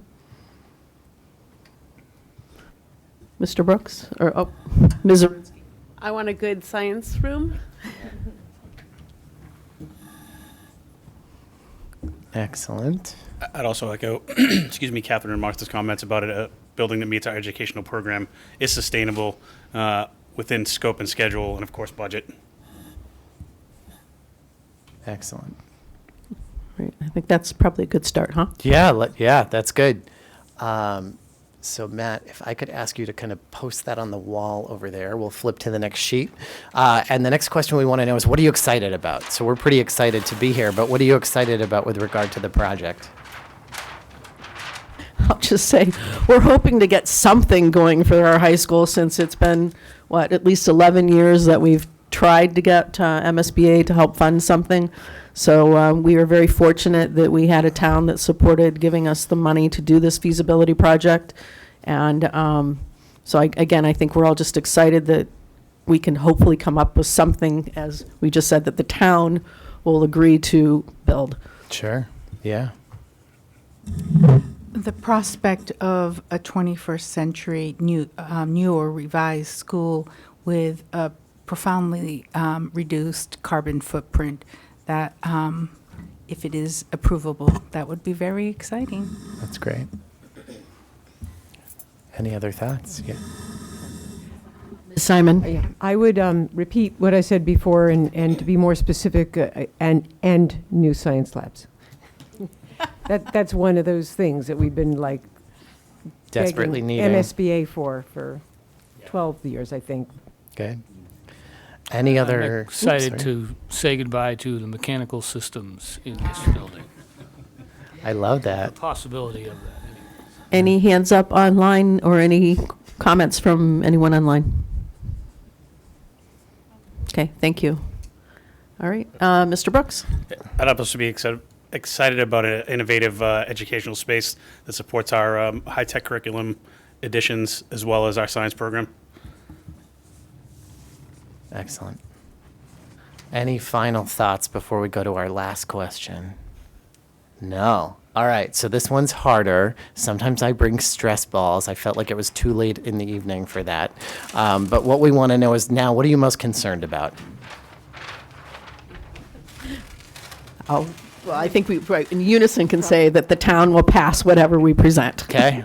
All right. Getting to yes. That's good. I love this. So with that in mind, let's roll right into it. Slide. And Phil, take it away. Thank you, Derek. So on this slide, just want to step through considerations and challenges we kind of pull out when we studied your OPM RFS, attended the OPM walkthrough, and kind of researched some other articles we could dig up on the project. And then we kind of compare similar projects that we've worked on to try to understand what were some kind of key points that jive with each other. So NEASC recommendations, so that was in the OPM RFS. I'm actually managing a high school project that had NEASC recommendations in writing, and that was a big part of presenting the project why to the community. It played a big role in explaining to the community why this project needs to happen. So you got science labs that they don't like and they want to see improved on, HVAC system. You got no sprinklers, you got accessibility issues, music rooms without soundproofing, et cetera, et cetera. So that's a big message point for community members to, get an understanding of what you all know and maybe they don't know. HVAC system analysis and lowering the carbon footprint. So nowadays in project design, that's a massive part of project design. A lot of taxpayers know about the state wanting to push that greenhouse gas emission reduction for 2050. So they want to see you all spending their taxpayer money in an appropriate manner, vetting out all the appropriate HVAC systems, running them through a life cycle cost analysis, collecting their community input, collecting building committee input, and at the end of the day, that final system choice was a collective vote on what was the best option for the project. Connecting learning with site. We're actually working on a project in Maynard, Mass, where they chose to do a ground-up scheme behind the existing building. Once the existing building gets demoed, we're actually salvaging kind of their courtyard tree setup, because that courtyard tree setup is going to be right out behind their pre-K wing. So we're going to design a walking path to that tree setup, and it'll be a nice outdoor learning space for those kids. We understand Burlington's a green community. Majority of towns now and cities in the Commonwealth are. Got a lot of experience in that. The project I just brought up, they're actually a town that voted to be not only, they're a green community, but adopt the opt-in code. So not only do they have to comply with that stretch code, but there's a higher tier opt-in code that they're going to be complying with, and we're designing that project to be net zero ready because of that. Competing projects. So you brought up competing projects. I got to be honest with you. I've been doing MSBA projects for the past 12 years. I've never, ever, ever seen a community have an MSBA project ongoing, a feasibility study project, and then request another feasibility study budget to study another school project at the same time. That's amazing. But because of that, we got to think about competing projects. That elementary school project will not be cheap, right? We know that. Numbers aren't cheap anymore. And then you have a police headquarter project that is probably going to get some decent community backing, right? So because of that, we got to be extremely fiscally responsible. You always got to be fiscally responsible on a publicly funded project, but it seems to be a little more amplified on this one. And a project that I think about that we have that we're managing right now is the Bartlett High School project in Webster, Mass. That was a project that out of the gate, once we got hired, we were told, hey, Colliers, FYI, chances of this getting approved are very, very low. So we got to figure out a design scheme that's going to come off as cost effective and achieve what we needed to achieve as a district. So they chose renovation, classroom swing space so we can get kids, wings of kids out of the building and start the renovation process. But ultimately, they started off with a building that's somewhere around 180,000 square feet. We're actually reducing their footprint to show them we're trying to get operation costs down and to show them we're acknowledging that student enrollment was being reduced in that school. So again, just trying to mold a project that will be approvable come vote time. Community outreach. So it's a publicly funded project. The last thing we want to do is get to the end of the feasibility study, be at a town meeting, and have a group of taxpayers not even know about the project. So from start one, we got to tell the story with them. They got to be side by side with us, hear everything we say, watch everything we do, and we got to give them a path to speak to us, and we got to react accordingly so they feel like their voices are being heard. That's going to be the best way or give us the highest chances to get this thing approved. Next slide, please. So on this slide, high level, I'll talk about kind of OPM role as it relates to the feasibility study process, and then Matt and Jessica will get into some nitty-gritty details on a couple items on it. But establishing a realistic schedule and managing that schedule. So we know the MSBA feasibility study schedule setup is a tried and true setup. It's a prescriptive setup. Design firms that are going to submit on this project know that schedule layout very well. It's appealing to them because it forces them to vet out all the different design schemes, all the different systems, and make sure we're guiding the community to the right selection. But what's nice about us not being linked to the MSBA process, we don't have those kind of lapse and durations where we make a submission, we got to wait 8 weeks for that to get to their board meeting, then we get to their, so there's going to be a way to kind of speed up that schedule without that link to the MSBA board meetings. Manage designer selection process. So what's nice about this project is that, in an MSBA project, you guys experienced this probably, a year ago or so. You got 13 other designer selection panel members that are going to weigh in on who should be the design team for your project. And a lot of times, they're weighing in on being equitable and divvying out these projects to design teams that haven't got one lately, and this and this and this. All we care about is the right design firm for the Burlington High School project. So what's nice about this setup is it's just going to be us, and we're not going to have to battle it out with different design selection panel members.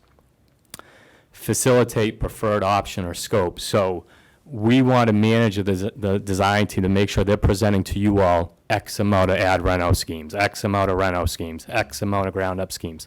So we feel, and the community feels like we vetted it all out. We saw it all, and based off of the analyses, the numbers, what it does for us as a school district, this is the one we're going with. And what happens is at the end of feasibility study, when you're getting out the vote and you're in front, you're on stage, and you're showing that PowerPoint, you pull up all those different design schemes you studied, all the evaluations you went through, so taxpayers recognize, okay, they did it right, but we trust how they went through the process. Creating a realistic budget. So probably 6 months, a year ago, a lot of projects were going into bid time and said, oh boy, we picked the wrong budget. So we're going to want to make sure we stay close to these cost estimators regardless of what scheme we go with. If we go to a heavy phase-out renovation project, ground up, whatever it might be, we'll have our owner estimator, design team cost estimator. We're going to be looking at comparable market projects to make sure we're using right numbers, making sure we're escalating those out to bid time so that come bid time, we're hitting our mark with our budget. And then again, community outreach, got to keep them side by side with us all along the way, tell the story with them all along the way so they feel confident in us, the project, and what we're doing for the project. With that, I'm going to hand it over to Jessica to speak to schedule. So this on the screen. Okay. Speak into it. Okay, this is good. All right, so up on the screen is an example of a schedule we would develop for you guys that would help guide the project and ensure that we have an appropriate amount of time to vet all the potential options so that the taxpayers feel comfortable with the effort we've given for the overall scope of the project. The layout, as Phil mentioned, would mimic the feasibility and schematic design schedule that we create for our MSBA projects.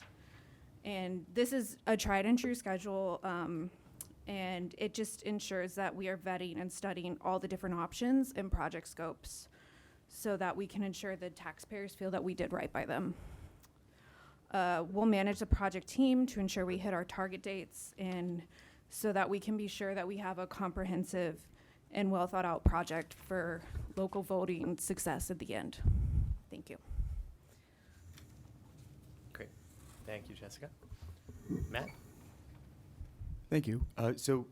Here is an example on the screen of a tool that we use that we term an evaluation matrix, which is a helpful guide for laying out a variety of different alternatives that may be under consideration by the building committee.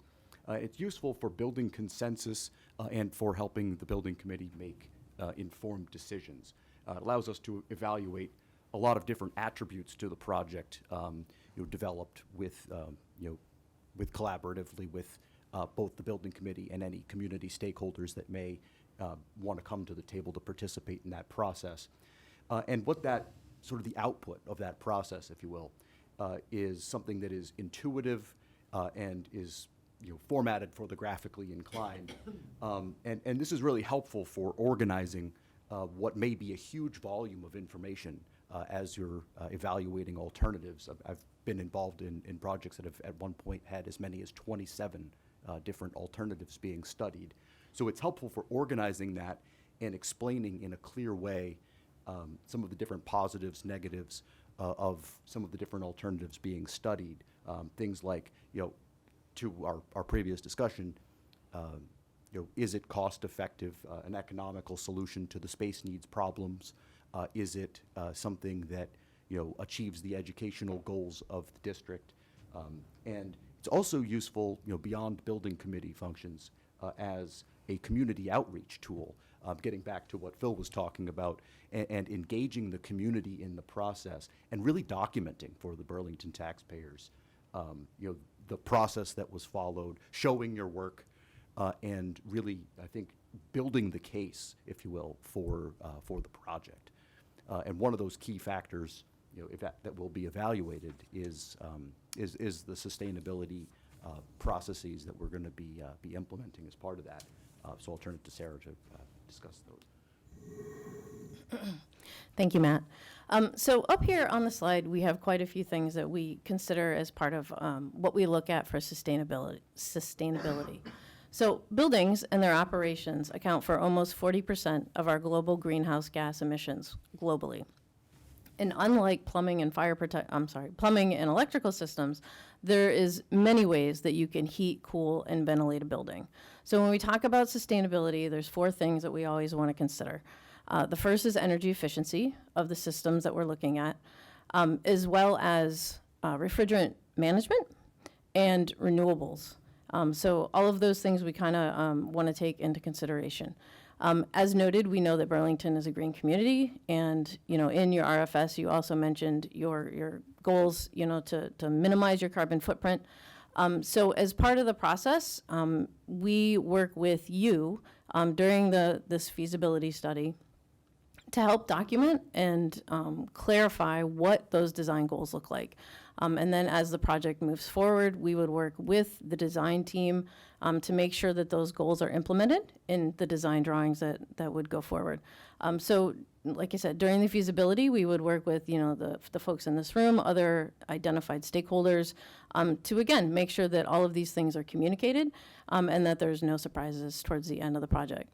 So up here on the slide, not only do we want to take into account sustainability and energy efficiency, but also improving ventilation. So that was one of our takeaways during COVID, was making sure that we had systems that could handle higher filtrations to keep people safe. And then on the far right, the energy and carbon targets. So again, looking at those different things to make sure that you get what your goals are in the most cost-effective manner possible. So during that design and feasibility stage, noting what those carbon and goals are, we would work with the design team to come up with multiple options here that would meet your goals. And then we would, evaluate those with, the different topics there across the top of the screen, including what kind of rebates might be available, and other funding sources that, again, what those systems might be approved for.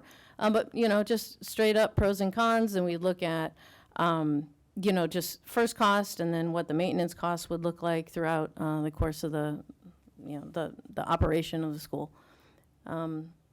So then, it's really getting all of the information that you need to make an informed decision on what the best system would be for the high school.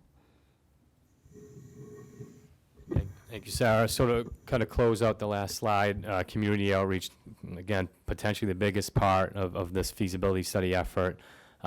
Essentially, 99% of the projects we work on are publicly funded, so we're very aware of the process and kind of the goal of keeping community engaged in the project. A couple examples at the top of the slide. The upper left is an example of an online survey we issued out to the community via the Facebook page and project website for it.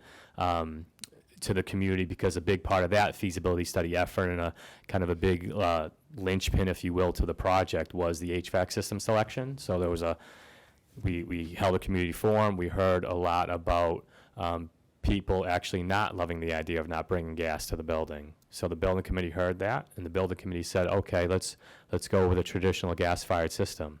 That selection was made, and the community lost it. So we said, okay, we're hearing you. We're going to issue this survey, and we want to collect feedback. We're going to document that feedback, and we're going to contain and hold on to that feedback so we can provide the numbers and the data to folks when we ultimately probably switch gears and change that decision. And they did, and they chose to go ground source heat pump system. And it was a massive, massive part of getting community backing back into the project. Had town meeting a couple weeks ago, had a 92% yes to no ratio, and I'm sure it's going to pass a week from now for debt exclusion. So again, it's a great tool to not only spoon feed the question to the community and make them feel like, oh my God, they're talking to me. Here are my answers. But you can actually really, in a great graphic way, package them up, post them to the project website, project Facebook page, so people can all see what everybody was saying. Upper right of the slide is actually the project Facebook page for that project. Again, keeping that posted, keeping that updated along the flow of the project, so people, if they can't attend a building committee meeting or heard that there was a recent submission or heard there was a recent building committee vote, let me see what they voted on. Oh, okay, they chose to go with renovation scheme B, and here are some images on the Facebook page that show the plan, show the running, and so it's a great way to keep them intact with the project. And then obviously bottom of the page is an image of a successful town meeting, and hopefully a couple of years from now, we got that with you guys. But again, just all along the way, wanting to keep the community involved in the project, make sure they feel engaged with it, and develop a confidence and trust in what we're doing for it. Derek? Yeah, wonderful. Thank you so much. So if we could go to the last slide. So a fairly brief presentation. Hopefully it was informative. Thank you for being so willing to participate with us in the beginning. I feel like we actually did a pretty nice job in both coming prepared and understanding you, but kind of intertwining thoughts and concerns that you brought up. But don't let us off the hook. You've got a lot of time now to drill us with some questions, so we expect some good ones. And thank you so much for your time. It's wonderful to be here with you this evening. Thank you for your presentation. And I'm going to do what I've done. Mimi, we're going to start with you. Okay. Thank you. So, as you've already acknowledged, school building projects are taxpayer funded. They are political in nature and viewed with different lenses, including environmental and DEI, which we haven't talked about, but is definitely a lens. So the OPM's neutrality is important. And if you could please detail a specific example of how you practice neutrality when the politics of the school building project heated up. Yeah. So the example I was just talking about on the prior slide, the school project where our initial selection was gas-fired HVAC system. So right in the building committee, there was, I don't want to say conflict, but there were differing of opinions, right? So that's a town that has an in-house sustainability committee, and there's a member from that committee on the building committee, and then you had a select board member that was pro gas-fired. So politically higher ups, not in agreement, and here I am, Mr. OPM, trying to do my job, right? So what you do in that, or what we did in that scenario is just closely manage the architect and HVAC engineer to make sure, listen, this is going to be potentially a heated discussion and decision. Let's do our job to get all the data out there so everybody feels like, okay, we got it all here. We got bid costs, we got rebate costs, we got efficiency costs, operation, maintenance, and at the end of that 20 or 25-year HVAC lifespan, this is what the investment is. And you can't argue with it, those are the numbers. And that was kind of how we, I would say, stayed neutral. And the select board member calls me to this day, the sustainability committee member, so it worked out well. And I feel like a lot of people looked at like, oh my God, you chose gas-fired and then you had to pivot. But we kind of looked at like, well, in both scenarios, we were listening. In both scenarios, we were thinking, okay, this seems to be the right system because you were scared of that upfront bid cost. That was why they initially chose gas-fired. And then we got flack for it and we listened and we pivoted and we went to ground source and it helped and we got step one of voter approval done. So it's not always a straight line, but the biggest part is getting the data in front of the community members, building committee members, whoever it might be, to make sure they got the facts in front of them and are basing a decision off of facts and not something subjective. Thank you. And Ms. Simon? Yeah, I have a couple of questions. We haven't talked much about, you've talked a lot about community engagement, and you mentioned a website and a Facebook page, and So I'm just concerned because I've had experience where there was a lot of information on the website and all the documents are there, but it was not a good communication tool.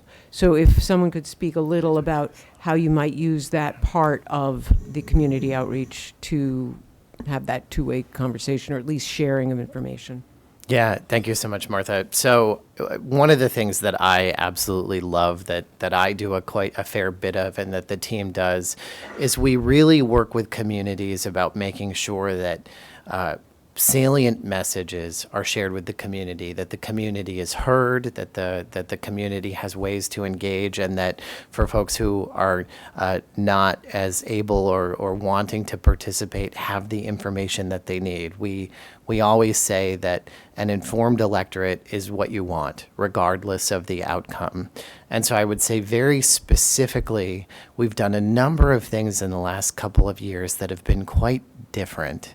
I would say it's probably historically fairly unusual that the OPM team engages in the way that we do in terms of helping you with content design and making sure that what you put up on social media or your web page is organized, is messaged well, has a through line. It's one thing to have a repository of information, which I absolutely understand what you're talking about. It's another to be able to tell a concise story. One of the things that we've done this year leading up to some special elections for referenda next week at this point are, in some cases, we've even engaged a consulting PR firm in some communities.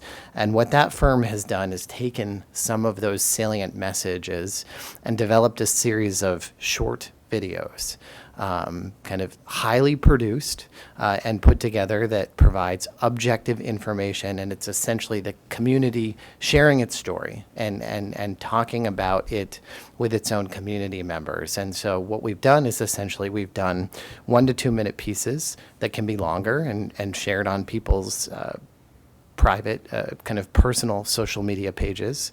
We then have 30-second bits that are a bit more digestible.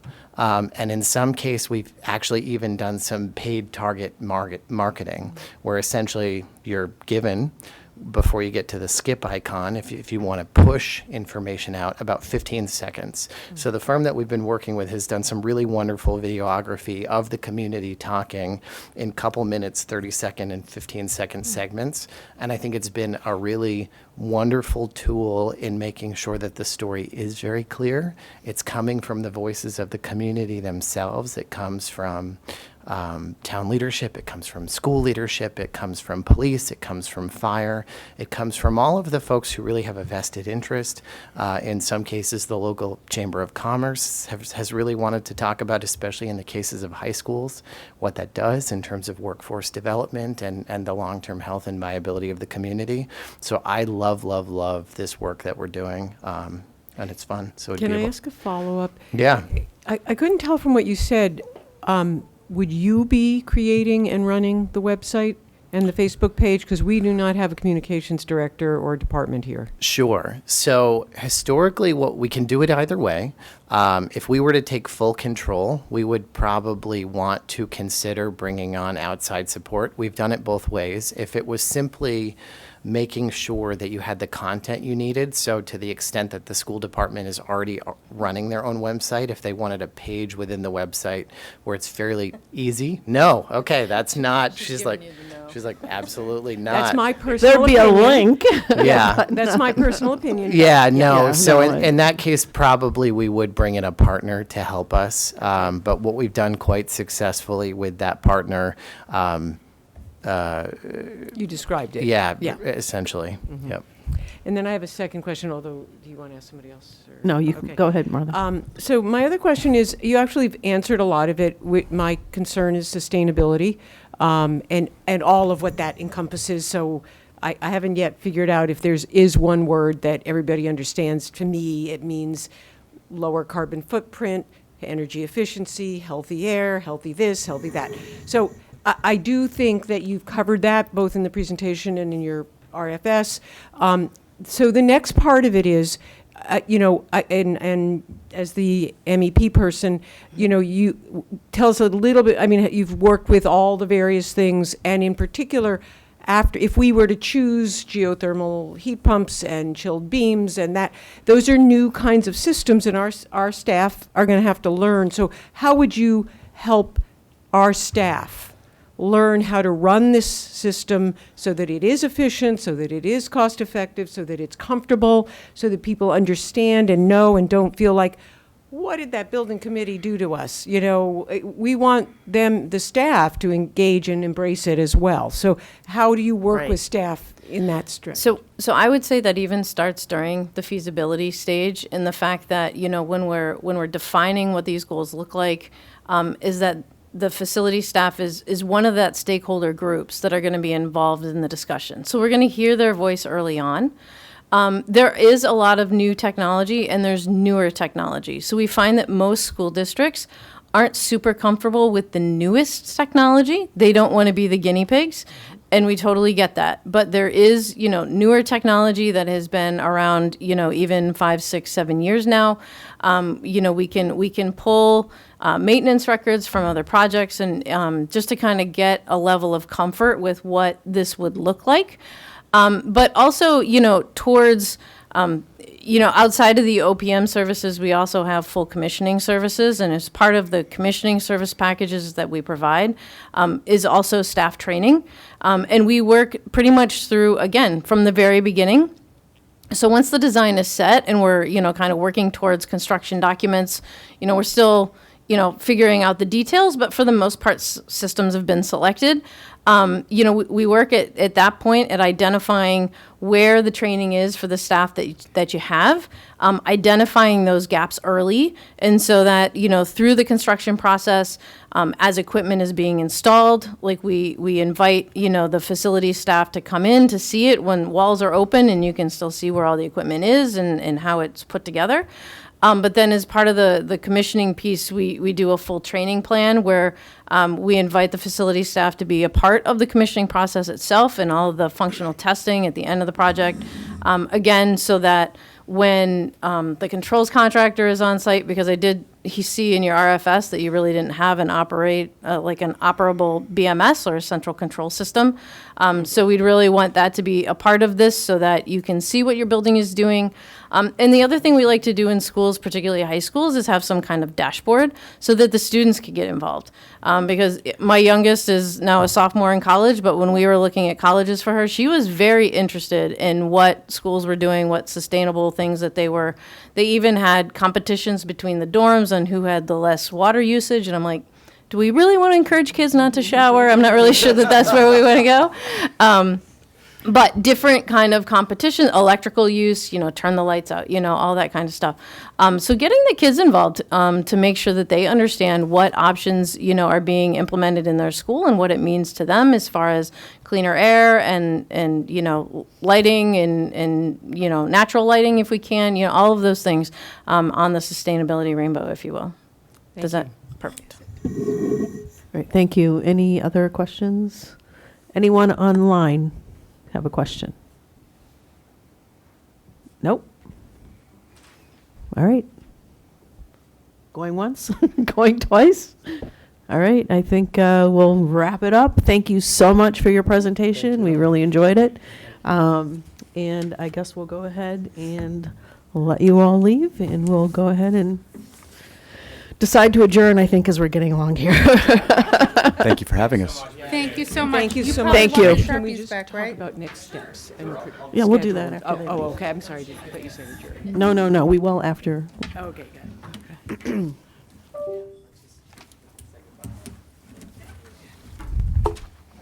If everyone will just hang tight for a minute online, if you'd like, we'll just talk about next steps, et cetera, after Collier's You're so departs. welcome. Very nice presentation. Thank you.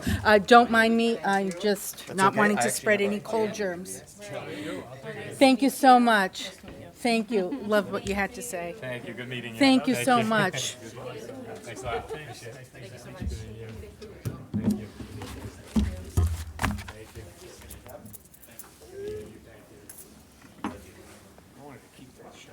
Me too. It was a really nice color. It was aqua. Oh, no, that's okay. I don't have a green. We're going to have a really great party prize. What's that? I have a really great party prize. Ah, yeah. What's on?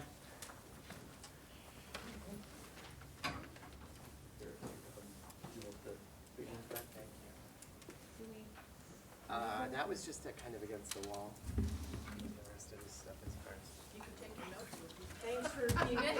Thanks for being patient with our late meeting. Yes. Too. No worries. Yes. Now you're Yeah, going we out should drinking. take this. You're all wearing-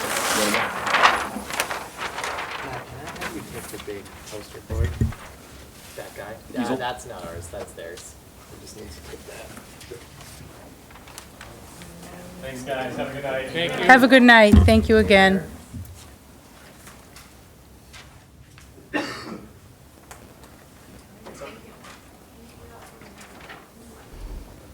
this behind us? Sure, thank you. All right. So we've completed the interview process, and I know, we probably want to know what the next steps are and kind of the timeline. Do you want to go through it, Nicole? I mean, I have it here, but I think you're probably most familiar. Sure. So in about 5 minutes, I'm going to send an email to the 11 selection committee members. It has a Google form in there. So you'll be asked to rank the firms on a 3-point scale basis from the interviews and reference checks. I'm asking everyone to respond to that by Monday at 4 p.m.